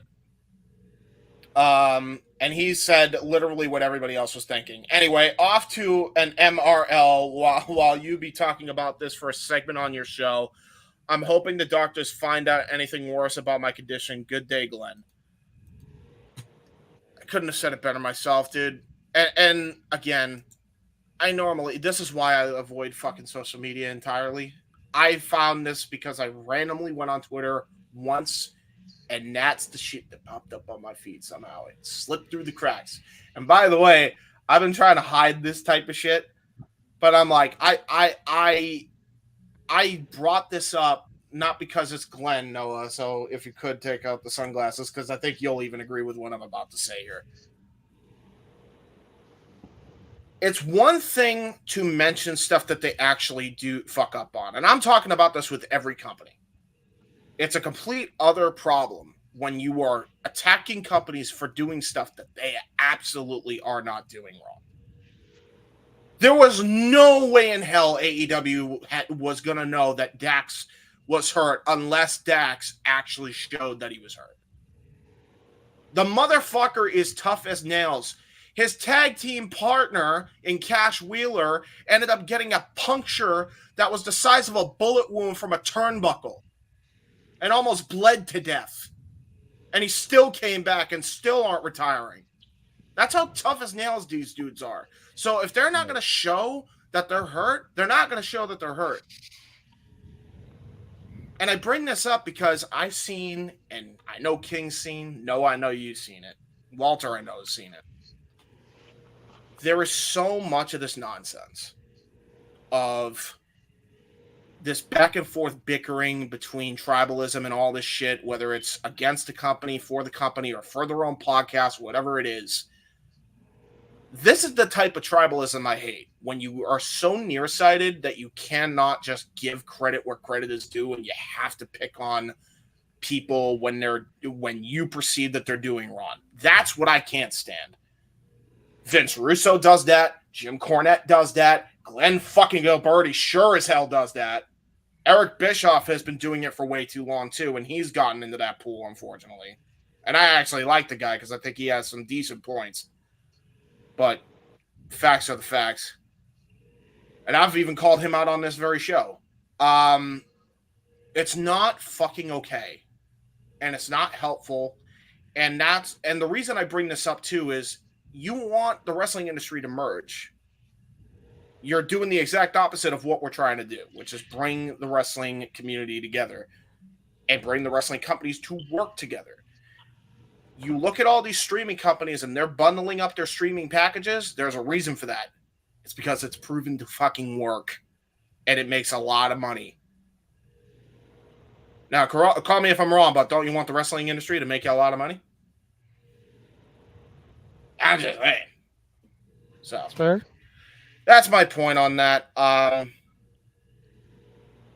But yeah, I just wanted to point that out because I feel it's frustrating. Like, not necessarily because of Glenn. I could give a fuck about what Glenn thinks because I hardly pay attention to what that fucking weasel says.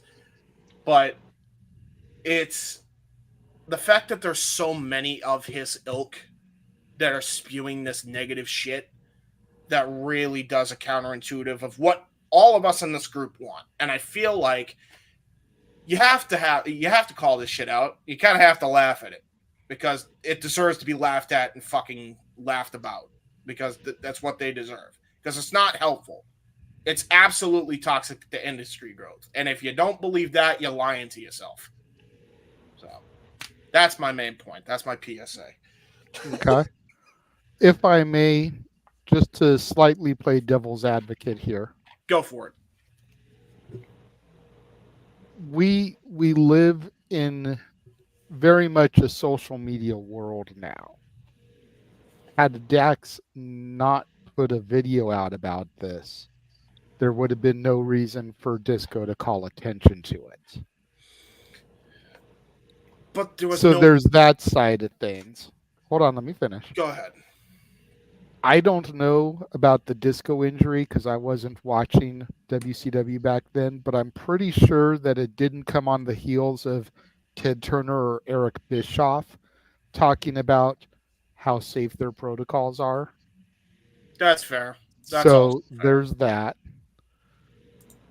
I'm not justifying Disco, or at least I'm not trying to, but I am just trying to play a little bit of devil's advocate here where it almost seems like Dax tried to fish for a response by posting this instead of it being maybe kept a little bit more low key, and Excalibur or Shivani or somebody could have just mentioned it on commentary on an episode of Dynamite or something.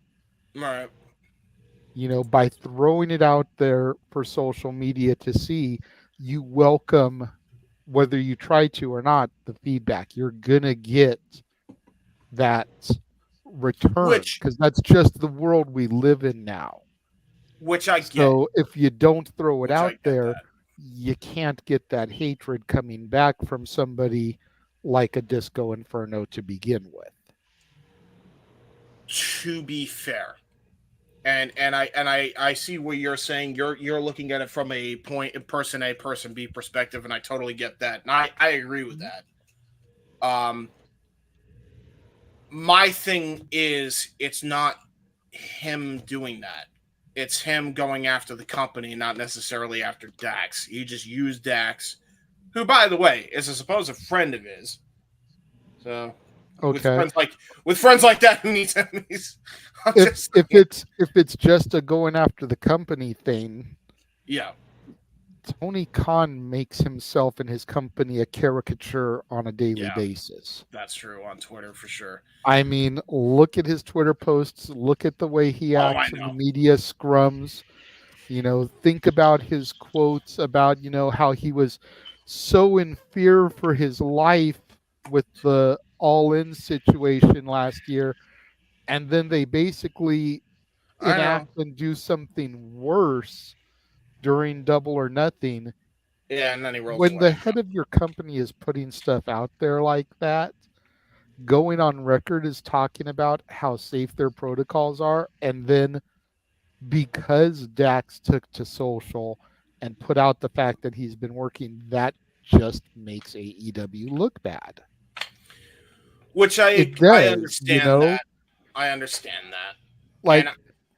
Like I said, there's a reason I don't listen to Disco Inferno's podcasts. I can't stand the Joker myself. Well, yeah.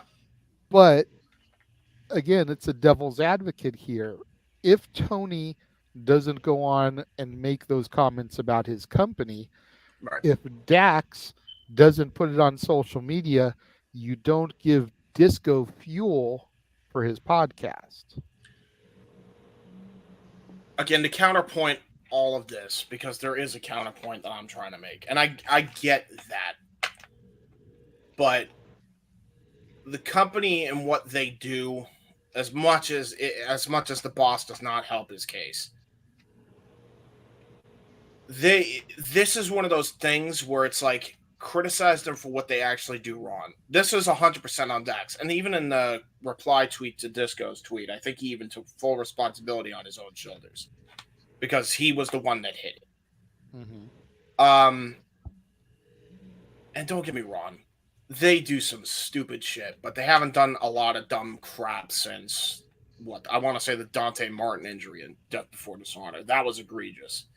It was a Super Card of Honor, but yeah. Yeah, Super Card of Honor. So since then, it's like I still shudder when I see that footage. Yeah, it's so bad. But I'm glad he's back to normal on that front. But my whole thing with that is, you know, we already talked about how mistakes happen. Like, we already talked about the way of human beings. Human beings make mistakes, and I'm not saying Tony isn't just being arrogant and ignorant. Trust me, there's been plenty of podcasts between all four of us that have absolutely called him out on that bullshit. But for the love of God, with this bullshit, Disco just wanted to do that because here's the best way I could put it. There's so many fucking Alex Jones types in the IWZ sphere that it's actually disgusting. Literally every, like, controversial podcast that likes to stir up trouble feels like an Alex Jones clone, and you can tell they just don't like the industry anymore. Like, and they're just miserable fucks. And it's like, and how many times have we said, JJ, that if you don't like it, just don't watch. It's as easy as clicking the remote and turning it off, not talking about it, not giving it coverage. Like, it was after a while that of all fucking... how is it that everybody is just that immature, and yet Bruce Blitz is the one with reason because he ended his podcast, and he was fucking toxic more than anybody else in the industry at one time. And if you know who Bruce Blitz are, you know that wrestling trivia. I'm not knowledgeable about him, but continue. I do. King knows. So at least after him. I think it's still a big problem. I think if we're going to move in the forward of companies working together and the fan bases coming together, and I'd rather the tribalism, put it this way, of sports teams. That's what I would like. Where if you like TNA more than WWE or AEW, you represent a TNA shirt, or if you like New Japan, you wear a New Japan shirt, or you wear a AEW shirt or a WWE shirt, you can wear it out in public. It's like, hey, you're a wrestling fan too, and it's like, well, AEW sucks. Yeah, WWE sucks or whatever, but they'll like joke about it in the bar and have a good time, and it's like water cooler talk. That's the type of tribalism I would like, not this bullshit. Need to be combative.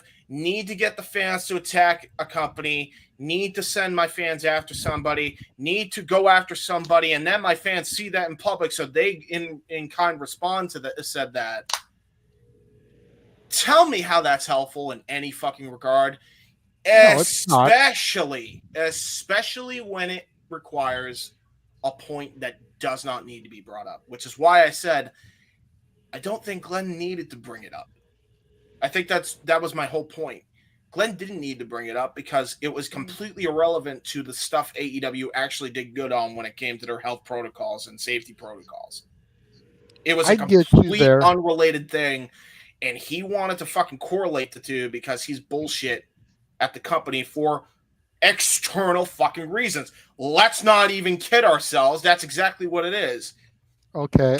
I get you there. And again, perfectly clear, I'm not trying to defend Gilberti, but nobody is. devil's advocate here. How many times have we brought up on this show something just for the sake of having something to talk about because it's been a slow week? No, I get that. I get that. Let's really examine the week. What has there been newsworthy aside from the title changes this evening today to really elaborate and talk about? This is a guy that does a podcast on a weekly basis, possibly more than once a week. Got to have material to discuss for your fan base, whether it's positive material, negative material, whether you're fishing for something or you're just gifted an abundance of topics. When this is how you make your living, like Disco does, like Conan does, like Bischoff does, like Russo does, you grasp at any straw that you can find. But my point is they don't. And again, always need that to. doesn't make it right, because I'm like, fuck tribalism too. I don't understand why we all can't be Noah Foster and just enjoy life and enjoy professional wrestling. Damn it! Right. My horizons have grown by leaps and bounds since doing stuff with you two gentlemen. Mhm. I came into open mic night as pretty much a WWE guy. Then I started watching my NXT, which I proudly claim and waved the flag for, even though for a good year plus, Noah was like, fuck this shit. I'm only doing it because y'all really need me to. Then I got into AEW. Then I started watching TNA. Then I started watching NWA once it moved to the CW app. Now we just fucking did Mission Pro Wrestling today. My leaps and bounds, New Japan Resurgence 2 years in a row now. Primarily because the first one last year was in my old backyard of Long Beach, and the one this year was literally down the hill. I could have been at either one of those shows if money had permitted. But my knowledge and the product that is on my screens now has grown by leaps and bounds. A lot of it and due to what this man has imparted upon me. Right. There's no reason why we can't enjoy all things. I have hockey fans when I go to games. Granted, I don't go as much as I used to. I have Kings fans, which is my team, look at me cross when I wear my Ducks jersey, because that's the crosstown rival. Right. We're supposed to be fuck the Ducks. Right. I became a hockey fan because of the Emilio Estevez movies. God damn it, you're not going to take that away from me. Yeah. I have a Fulton Reed jersey right here in arm's distance. The OG District 5 from the first movie. I've got one in my closet from the one they debuted at the end of D2, the inaugural season that they're supposed to be bringing back this year. Yeah. With my name and number on the back of it. You're not going to take that fandom away from me, but all the diehard Kings fans are like, the fuck are you doing? Take that shit off and burn it. Right. No, eat a dick. That's how I became a hockey fan. Yeah. I've got a Minnesota Wild jersey in my closet that Mikey gifted me. Yeah. Sports. It's sports. I'm just a fan of the sport. Just like I am a fan of professional wrestling, damn it. Damn it. Yes.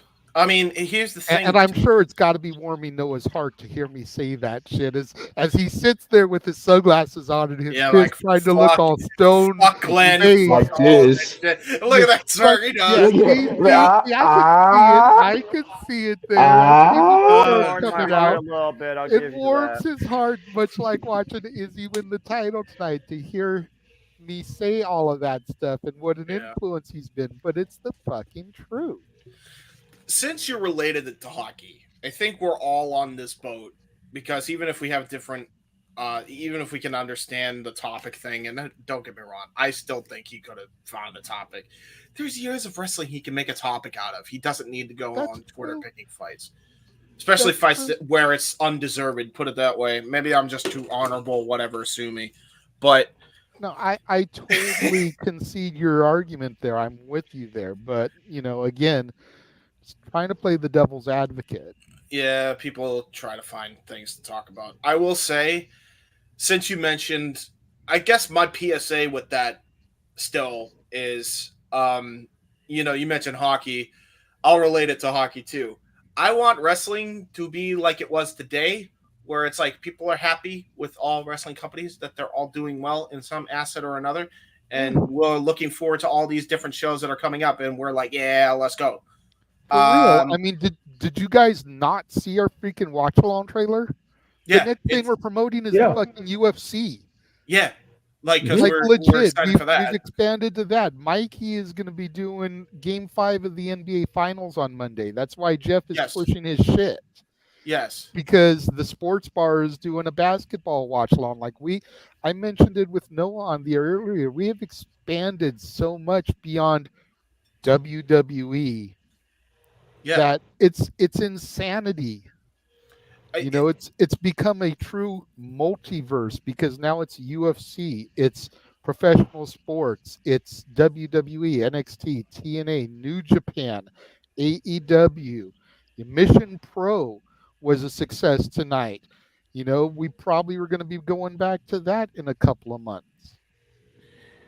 I guess the whole thing, because I agree with you on this, is I want wrestling to be like this and not like it was in hockey where the Bruins won the Stanley Cup and then Vancouver in retaliation said, we're angry. We're going to burn our city down. Let's grab the pitchforks and let's trash the city. Like, huh? Nobody wants that. What the fuck does that accomplish? It doesn't accomplish shit. Touch grass. It's not that deep. It doesn't accomplish a damn thing. It's just like when the Lakers win or lose a championship and freaking half Los Angeles is burning. Why? A-Train's shaking his head like he knows what I'm talking about. I know exactly what you're talking about because I'm a Golden State Warriors fan, and it takes me back to 2022 when we played against the Boston Celtics and we beat them in their home court, and then everybody in Boston at their whole restaurant was making type of hatred at their restaurant, naming Stephen Curry a hate dish or something. I'm like, what are y'all doing naming after these players that y'all hate after a dang food? Like, it is not helping. No. Yeah, it doesn't help. I don't get it. And then it's just fucking absurd, man. Yeah, so absurd. We bring up the tribalism all the time on this show, unfortunately, which is part of why Noah has the facial reaction that he does, because it seems like this comes up at least once a month, and it's a depressing topic to bring up. Yeah. We don't need to circulate the photos of AEW with a half-empty arena. Like that doesn't do any favors. So the fuck what? Yeah, by the way, the first 2 weeks definitely showed the problem. Why after that week 3, week 4, week 5, gotta take a picture. It's half empty. Let's cause some stir from my website. Yeah, fuck off. You're not helping anything. Do you have solutions? I mean, you've had on the one solutions hand, on the show. On the one hand, it's kind of funny because of the way that AEW tries to present themselves. But on the other hand, the fact that AEW can't sell out a pay-per-view and TNA does, that's kind of sad at the end of the day. Yeah, it's like clearly TNA is doing something right that AEW needs to adapt in order to be able to sell out, whether it's running a smaller venue or whatever. But we don't need that toxicity in the fan base. No. Just enjoy what you enjoy, and if you don't enjoy what other people do, shut the fuck up about it. Yep. It's really that simple. Dude, just enjoy the industry. It's never been better. There's so many options now, it's ridiculous. See what it says under Noah Foster? Just enjoy wrestling. Enjoy wrestling. Well, he's very angry about Disco being brought up, and I understand he's a bitch. But yes, I feel you, Noah. I feel your pain. Wait, say that again? What would you say? That's an insult to bitches. That is true. Very true. It's very All much. right. You know what? As we try to move away from this topic, Noah, do you have anything that you want to add to this? I know the answer is probably no, but I have to ask. I'd love to get your thoughts on it, King, as well. I was going to let King bring us home with this, but I wanted to go to Noah. Old toxic fuckers don't get fucked. That's why they're miserable. Oh my goodness! Fucked in what way? Anyway, that's why they're miserable. Oh, I see. All right, A-Train. Wow, I didn't expect. Every time Noah is so like wholesome, I forget that he could just come out of nowhere with. But them one-liners come out of nowhere and just bam. Yep. But to add on to this, do y'all want another wrestling monopolization? No. Is that what y'all want? Because as the wrestling industry, we do not want that. No. We've been through this before, and you see where that has gotten us in the past. Just in like Noah's tagline says right there, people, just enjoy wrestling for what you like, whether that be WWE, whether that be AEW, whether that be TNA, whether that be Stardom, whether that be New Japan, or whatever, or even your local indie, promotion. Yeah. Enjoy it, because the wrestling industry as a whole, as far as these past consecutive years, these past 2 years or whatever, it has been for the better. Yep. It really has. I mean, just to piggyback on that, there's no reason why you can't enjoy it all. I mean, at the end of the day, pick your big company that you want to support. That's fine. Keep it to yourself. Don't run the other one down, but then go to your local federation and support them too, because at the end of the day, you want to see those guys make it to the big company you support. That's what warms Jeff and my's heart. Yes. Watching as much as we do is seeing guys like Sami Zayn, Kevin Owens, freaking Bryan Danielson, the Young Bucks, as much as we shit on them. Gargano, Candice LeRae, as much as I shit on her, we saw all these guys when they were in the indies. And now here they are on our television screens on a weekly basis, or better, or for worse. And we can tune in and still cheer or boo them at will. They have made it. Yep. My moral here, I think, to wrap this up in a nice, neat bow, is at the end of the day, pro wrestling is supposed to be enjoyed, and there's plenty to enjoy, and you can criticize and find ways for it to get better, but at the end of the day, it's what I always go back to. You can support companies, you can watch companies, you can pay for pay-per-views of said company, but at the end of the day, why are you paying the money? Because it sure ain't for the company. It will always be for the fucking workers that are on those brands every single time. Agreed. So just support the workers. That's what it's all about. It's the fucking people working there. So the workers draw. They're the drawing power. Exactly. All right. Well, that's pretty much all the topics that I had in store for the evening. So really, what we're going to do here is, since we mentioned hockey a couple of times, we're going to run the documentary trailer that, is still fucking coming soon, like Veer Mahan for James. Hey, listen, it's coming. Veer finally came and then he got released. Well, that's so we're going to run James's hockey trailer for his uncle's documentary. And if anybody has any topics that they would like for us to discuss, send them in the comments. You've got about 3.5 minutes. Otherwise, we'll probably start to wind things down, because it was that slow of a wrestling week. Like, legitimately, the only other thing I could really think of to discuss is the Logan Paul Donald Trump interview, and I know people want to discuss that. So nope. We already talked about one toxic fuck. Nope. So I'm trying to not go there. So if y'all got anything that you want us to discuss, you got about 3.5 minutes to get those topics in. We will be right back.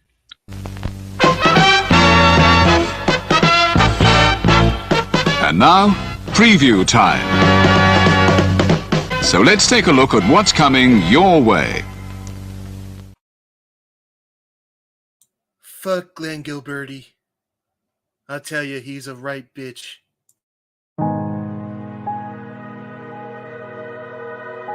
Gary Hebert, the man, the myth, the legend. I was amazed, and I was looking to become a better skater myself, and I wanted to be like Gary. When you look at a guy like this, he's one of the most talented people in his profession. He's been given gifts by God. It can get frustrating at times when you're trying things that, that maybe don't come as quickly to you as other things. And, you never really felt that sense of frustration with Gary. It was always about improvement and positive reinforcement. Was it really the end? Was that head injury really the end? God has called Gary to continue to be a blessing to others and to be a passionate example. My name is Gary Hebert, and this is the World Academy of Hockey, otherwise known as the Inside Edge.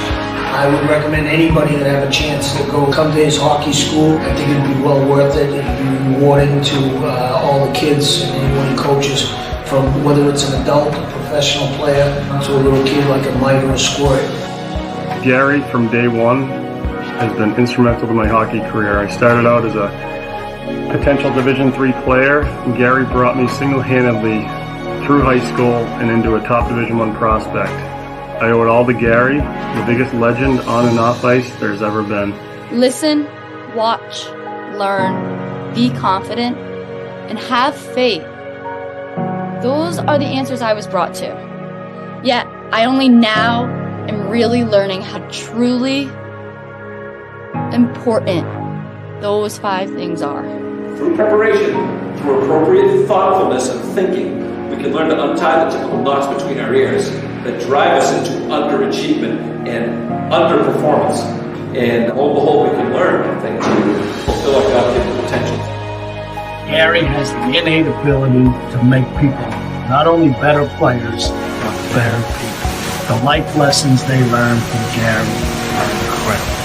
I can always remember leaving that rink knowing as a player I got better, or I had something to improve on to get better. And I think that's what you excelled on as a coach, is giving us the knowledge to know what we needed to do to get better. There's coaches who know the game, but can you communicate and create passion in your kids and in your players? And Gary's able to do that. Gary's got great knowledge and the great hands, but more importantly, his ability to connect with people and care for them. His communication skills, to me, really stand out, separate him, and that's why he's one of the best, in the world. Gary's a legend. He's a special man. Since it's taking so long, I'll give you guys 3 hints on other interviews that are coming to this documentary. There is Paul Stewart. There is, and Hall of Famer Paul Stewart, by the way. There is also Ken Hodge Sr. was interviewed.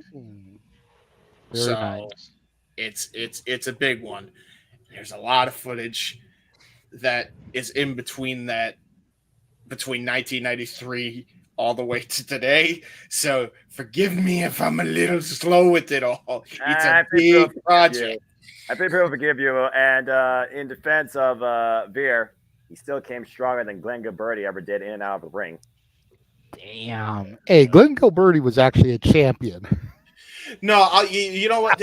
By the way, to be fair to Disco, I'm not even attacking him for the low-hanging fruit that a lot of people say, and that, he sucks in the ring. I never thought that. I actually think he was pretty decent in the ring. He was a decent worker, all things considered. It wasn't his fault. He was set up with the disco gimmick in the fucking 90s. What the hell are we doing? Not his fault at all, but he ran with it, and he was still over, by the way, people. I'm just saying, I'm just going to point that out there. In fairness to Glenn, he actually got crowd reactions while he was there in WCW. So that's fair. There is that. He was with the Wolfpack, too, so. Exactly. True. Well, the only reason he was with the Wolfpack is because he likes Scott Hall liked it. He's like, you're funny. I like the 70s, too. Come on in, brother. I like Elvis. He's not from the 70s. Ah, who cares? Yeah. Good to pull at him. Yeah, exactly. Well, I'm not seeing any other topics come in, so we'll go ahead and begin to wrap things up. I'm a little bit surprised at how early things are winding down tonight, but when you consider how long we've been on the air, Noah, it might actually be a good thing. For once, I actually agree with this 2-hour mark and what I wish Monday Night Raw used to be. I'm not going to complain. I'm not complaining. I mean, there's still the opportunity for topics to come in while we do the shills. All I'll say about the Logan Paul interview, without getting too deep into it, is that it was very professionally done.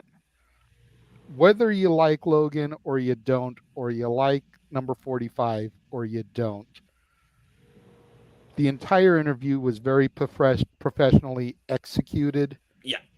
And it's definitely worth a view if you are fans of either one of them. I will just leave it at that. I mean, I'll do his impression because it's funny to do his impression. Donald Trump is pretty fun to do. Comedy is always subjective. Anyway, continue. That is true. All right. So make sure you follow Josh Mansfield, the Cleveland combatant. He was in the chat room a little bit earlier for Clash at the Castle. You can find him on Twitter at Walking Hymnal or on Instagram at Mallowmangram. Big G as well popped in a little bit earlier. You can find him on TikTok, Big Baller G 1988, on Twitter at NoDQ_Big Baller G, and on Instagram at Threads at NoDQ_Big Baller G 1988. You can follow our good friend Datilla at Rangers of Wrestling on YouTube, where she always reviews Raw, Dynamite, and SmackDown. We're trying to convince her to get on the NXT bandwagon, especially with the TNA crossover happening, as she reviews TNA with bodyslam.net on YouTube. But check her out there. Walter had to bounce, unfortunately. There were some issues at home, but you can find him on YouTube, Rage of Wrestling, on Instagram at CalFire for his plantation, and you can kind of see what he grows there in the U, or on Twitter at Walter Alex Cruz, his farm, if you will. I hear Rob. I was trying to find the right word, and that was just the first thing that came to my head. So, RVD approved properly. I hear Rob Van Dam, Val Venus, and Matt Riddle are his top clients. I'm sure he would love for that to happen. So, hey, big money, make that bread. Exactly. Well, I think RVD grows his own now, so. Well, you know, JJ, it's the best pot plants in the entire world. I'll tell you that right now. I smoke it, and I absolutely mellow the fuck out. Here we go. Off the rails. It's like taking a spit chip to the moon. It's so great. It's huge. Ah, Jesus.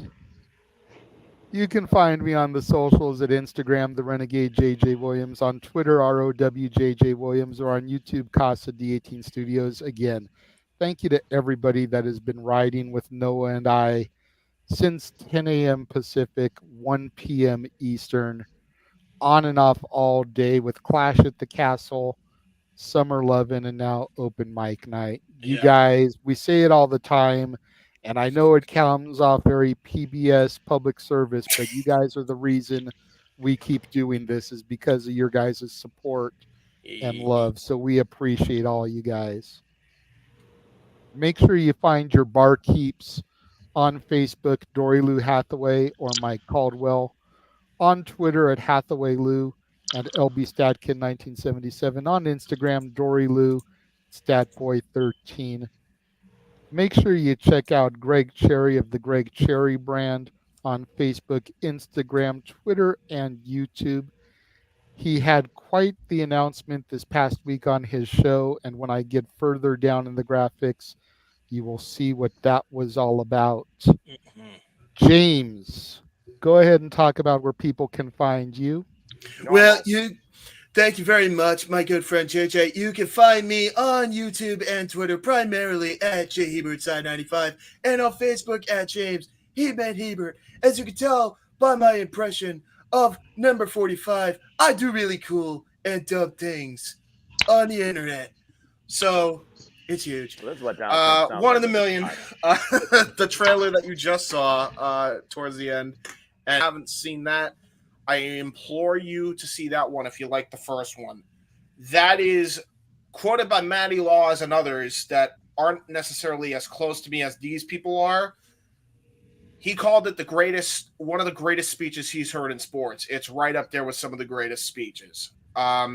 He was giving this to a number one team in the state. They won the whole thing, went undefeated right after this coaching session from him. So it was a big speech. Go check that out when you get a minute. The passion is unreal. So go check that out. I would play it here, but he does a dance to Bruno Mars is Uptown Funk. That shit copyright claimable as fuck. Even Gary took a hit on that one. Mm-hmm. So yeah, we can't air that here. But yeah, go check that out if you can. There you go. Noah, go ahead and tell people about where they can find you, bruv. If they wish to, and if they choose, they can follow me primarily on the Twitter and on YouTube at nfoster1916 for all things wrestling. And shout out, of course, to the entire AEW family on the Twitter and our social media platforms. King, been absolute pleasure. Definitely hope this is not a one-time with your bruv.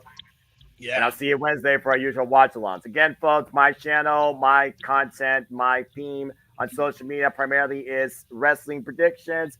Again, we'll have City Predicting towards the end of the month, with, of course, the Forbidden Door. And prior to that, of course, me and the King, along with the HCW crew, will be doing our impromptu, our Forbidden Door preview, and our outlook this month on the professional wrestling industry, too. And, of course, the community tab on my YouTube channel where you can keep up with the latest in giving your own simple analysis and all the latest shows we cover here in and out of all things professional wrestling, courtesy of Simple Polls. I remember when you were talking about, James, you can actually do picture polls. I think up to 5 pictures. If we're going to do that nonsense, do it at the end of the year, bro. But, again, I am not a meme. Damn it! You are a meme now. Oh, yes, you are a you meme are. now. Shut up. All you shut Yes, up. you are. All three of us have worked individually, and now we're gonna corroborate some meme album artwork. Speaking of album artwork, Noah, that's what I call slow jams. Noah, that's what I call Disney. And Noah, that's what I call music. Coming soon to a CD near you. And with that, And the more karaoke shows the do, the more embarrassment that we get of Noah to add to these bits. But as always, I'd like to encourage you all to just live for the German professional wrestling. There are no winners, no losers, there are no betters. Don't be toxic, support and respect each other. It's as simple as that. But damn it, JJ, you're too much of this album crap. You love it, Noah. I'm annoyed by it. Yeah, gummit. Top 10 bestseller on the way. Shut up. This product will not be available in any retail stores. Please do not be looking in any retail stores near your local area. Right. All right, let me see here. I may have to change rooms here because I don't see the graphic in here for the Greg thing. Here it is. Coming up on Jack of All Trades, his game show. The huge announcement that Greg Cherry made this past week. Special guest Maven Huffman will be on Jack of All Trades, challenging Matty Laws, Jeff Meacham, and the defending champion. Yes, he locked Maven down for an appearance on his show. That's crazy. I'm not going to lie. I'm jealous as fuck. I'm not going to lie. I was kind of an asshole in the comments about it. I do apologize now for the way I came off there, mainly because, and I told this to Jeff, but mainly because when Maven first launched his channel, I tried to reach out to him to bring him onto the show and have him as an interview, and I went left on red. Yeah. And now Greg has got him to be on his show. So I was a little bit pissed. I'm not going to lie. I mean, but I've calmed down. Shit happens. As we know, sometimes Facebook Messenger triggers things and people claims that people see messages and they don't really see messages. So it could very easily have been one of those situations. Oh, no doubt. No doubt. Yeah. But make sure you guys tune in for Jack of All Trades at the end of the month as Maven challenges for the trivia championship. And Which, everybody, if he wins, means that he has to continue defending. yeah. And ladies and gentlemen, Jeff Meacham Network Multiverse Media, because of Maven Huffman being around, is going to be Around the Stars. Dun, dun, dun.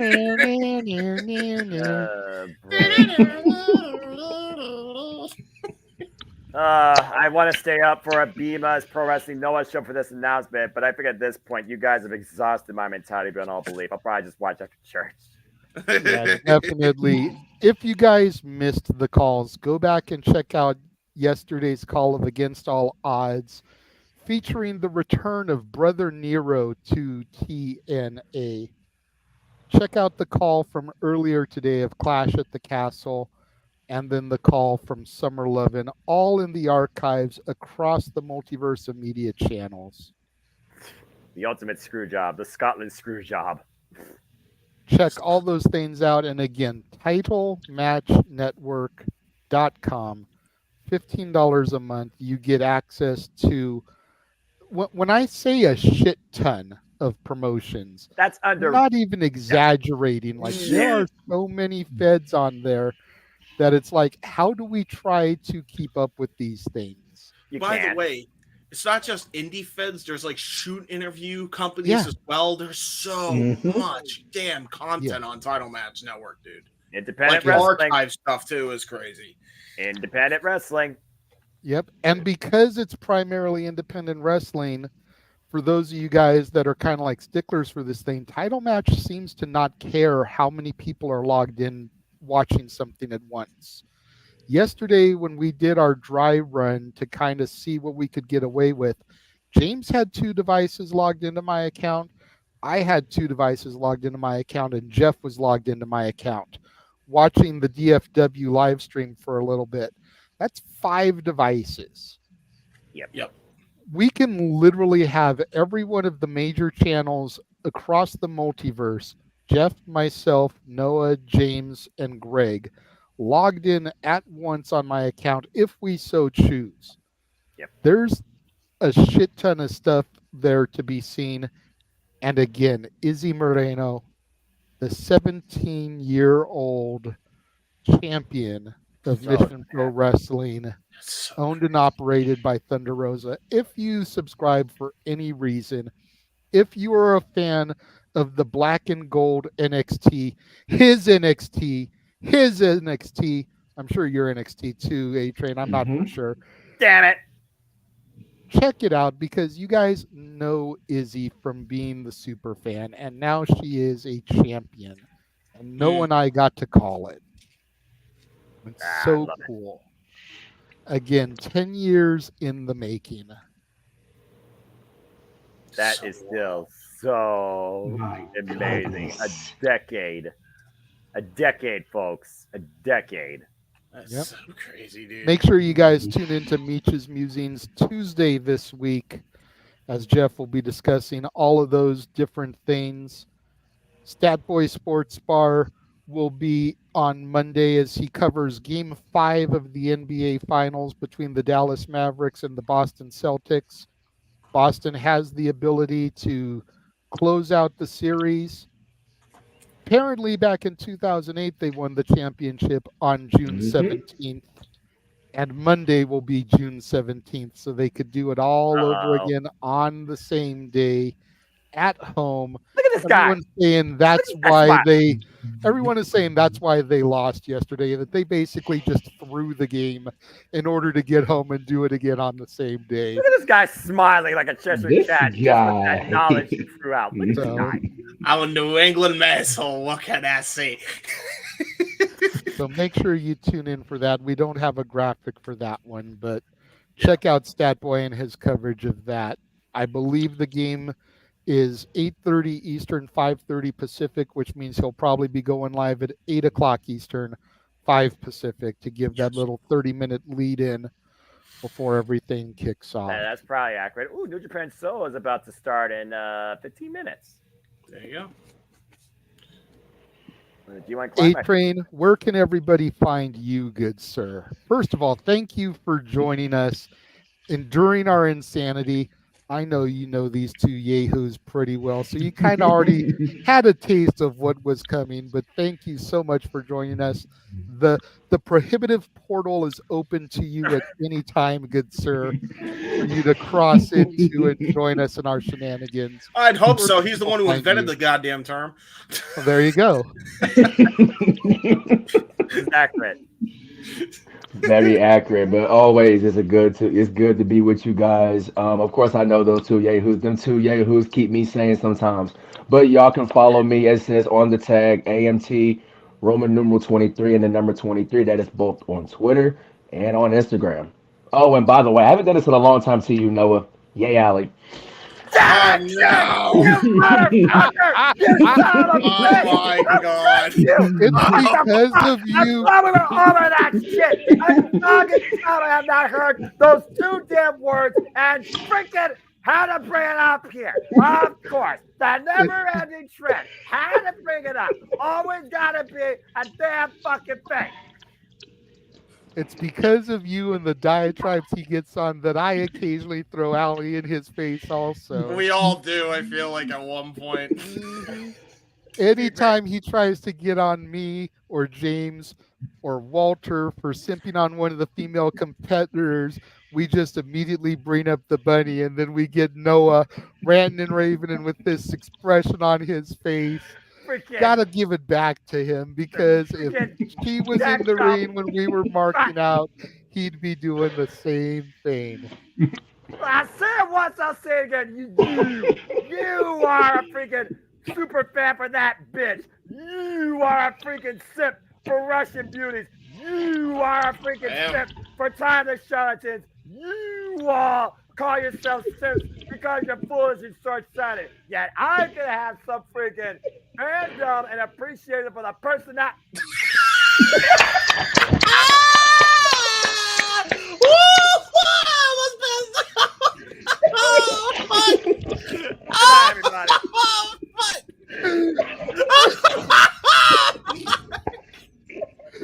Noah, come back.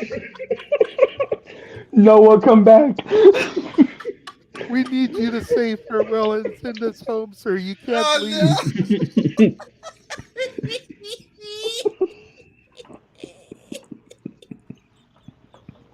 I think he already said his catchphrase, didn't he? Oh, God.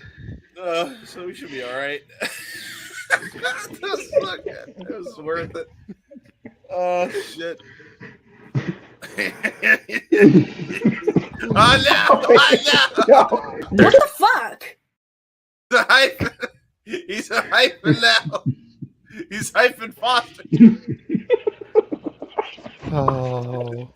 Just remember, Noah, Joe Hendry believes in you. He'll believe she'll get Ellie one day. Joe Hendry believes.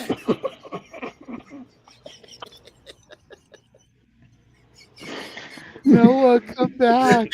Noah. Oh. No! He came back just long enough to change it to static. It's Snow Noah right now. TV Snow You Noah. know what I have to say about Noah changing to static? A bullshit? A bullshit? A bullshit. A bullshit. Come back, Noah. Noah, come back. Come back, bro. Seriously, we need you to say the farewell thing so we can hit the signature and get out of here. We're literally just waiting on you right now. We literally are. We could be halfway. We could be half the time that it was for karaoke night if you could help us out. We don't want to go for another 5 hours like last time. Please help us. Come back. Trust me, I already will. So that... Noah. Noah. Noah. No. Hold on, wait. I know his calling. Wait, we just discovered his calling. Around the world, around the world, around the world, around the world, around the world, around the world. Why aren't you fucking coming back, Noah? You know he's sitting there grooving to it I know as he you're is. doing that, just like resisting the urge. I gave an opportunity for you to come back and do the thingy. Noah! Noah, if you do not come back, Annabelle will rage hell. Oh. Back here. You see this, Noah? We all believe in Joe Hendry. We do believe in Joe Hendry. I don't know what we're doing. Do you believe, Noah? Noah, do you believe? Hold on. Clap on, clap off, Joe Hendry. Come on, Noah. Noah, you can't be static forever. I was waiting for him to unmute and go, I believe. True. Noah, where'd you go, bro? He's probably getting ready to watch New Japan as he's on the air. He's like, I'm gonna take my sweet ass Sitting time. there giggling like a schoolgirl at us calling for him to come back. You know, oh yeah, man. Back, Noah, come back. I mean, usually if I call him, that usually gets him back. Do I have to call him? Is that usually because that's usually how it goes. I have to like call Facebook. Hold on. Here we go, boys. Here we go, boys and girls. I'm gonna give him the old Facebook call. Let's try the new clip that I threw in here for shit like this. Let's see if that works. Everyone shut the up and sit down! Wait. That happened? Yeah. See it? This past week on NXT. God damn, I guess the Dang, PGA Thea. All right. Fucking Thea Hale. That's what happens when you hang out with JCJ and you get PTSD and then you start swearing like a sailor. But see, then she went off for like a good minute and a half on everybody and made some valid points, and everyone was just left there like, "Damn." Yeah. All right, was right. Here we go. Let's see if this works. Uh-oh.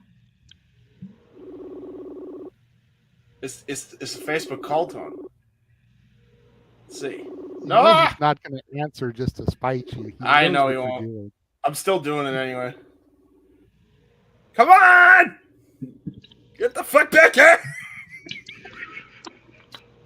Please!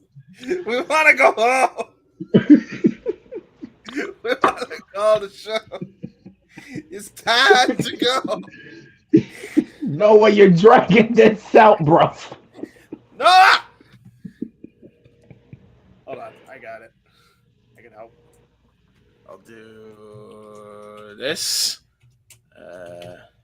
Wait. How does he usually do his display name? I forget. I'll at least get him a head start. I forget. What's he usually do? Yeah, that and then just enjoy wrestling, I think, is how he had it like before. Wrestling! Okay, here we go. Now it's back to normal. No, come back! I'm also a producer, too. No, come back! Come on! Say his name and he appears. We believe in Noah. Ah! Dang it! Thought that might work. I was hoping it would. We gotta find a way. Noah! Noah! Noah? Noah? Wait, hold on. I just realized. Can I? Oh. No, I don't think. Okay, I can't. All right, no, I thought I was gonna try to get. I was trying to unmute him. I thought it worked like that. I forgot it didn't. Ah! And Noah broke. Noah did break, I believe. Where did you guys do? Oh, we mentioned a certain female that we are gonna try to not mention again because we won't know when to come back. Yeah. No, we apologize. We're sorry. I apologize. I'm my bad. I knew I said I wasn't going to do it, but for my debut, I just had to because, My bad. My bad. I apologize. My apology. I apologize. Please come back. You know what? we should probably just go ahead and do the thing. I would almost bet you once we roll the signature, he'll come back. I bet you he will. Oh. Probably. That'll be his time to come back. Okay. All right. You know what? Thank you to everybody that's been riding with us for the entire day. Again, you guys are the reason we do this. Thank you to Jeff for the platform. We're sorry that you weren't able to be with us more, bruh. Got to take care of yourself. Thank you to Walter for being here for while he was here. Thank you to A-Train for making his debut, even though he did drive Noah off here at the end. And, I kind of added fuel to the fire by showing her picture, but, Yeah, you did. Jesus. But thank you for joining us, man. Again, the door is always open to you anytime you'd like to join us. James, Noah, whoever can shoot you the link. Always. Just like Noah says, like we mentioned when we were talking about the toxicity, just enjoy life, enjoy wrestling. It truly is as simple as that. We'll see you guys next week for another episode of Open Mic Night. The Jeff Meacham Network's Multiverse of Media. For over 15 years, the recognized symbol of excellence and the standard bearer in coverage of sports and entertainment.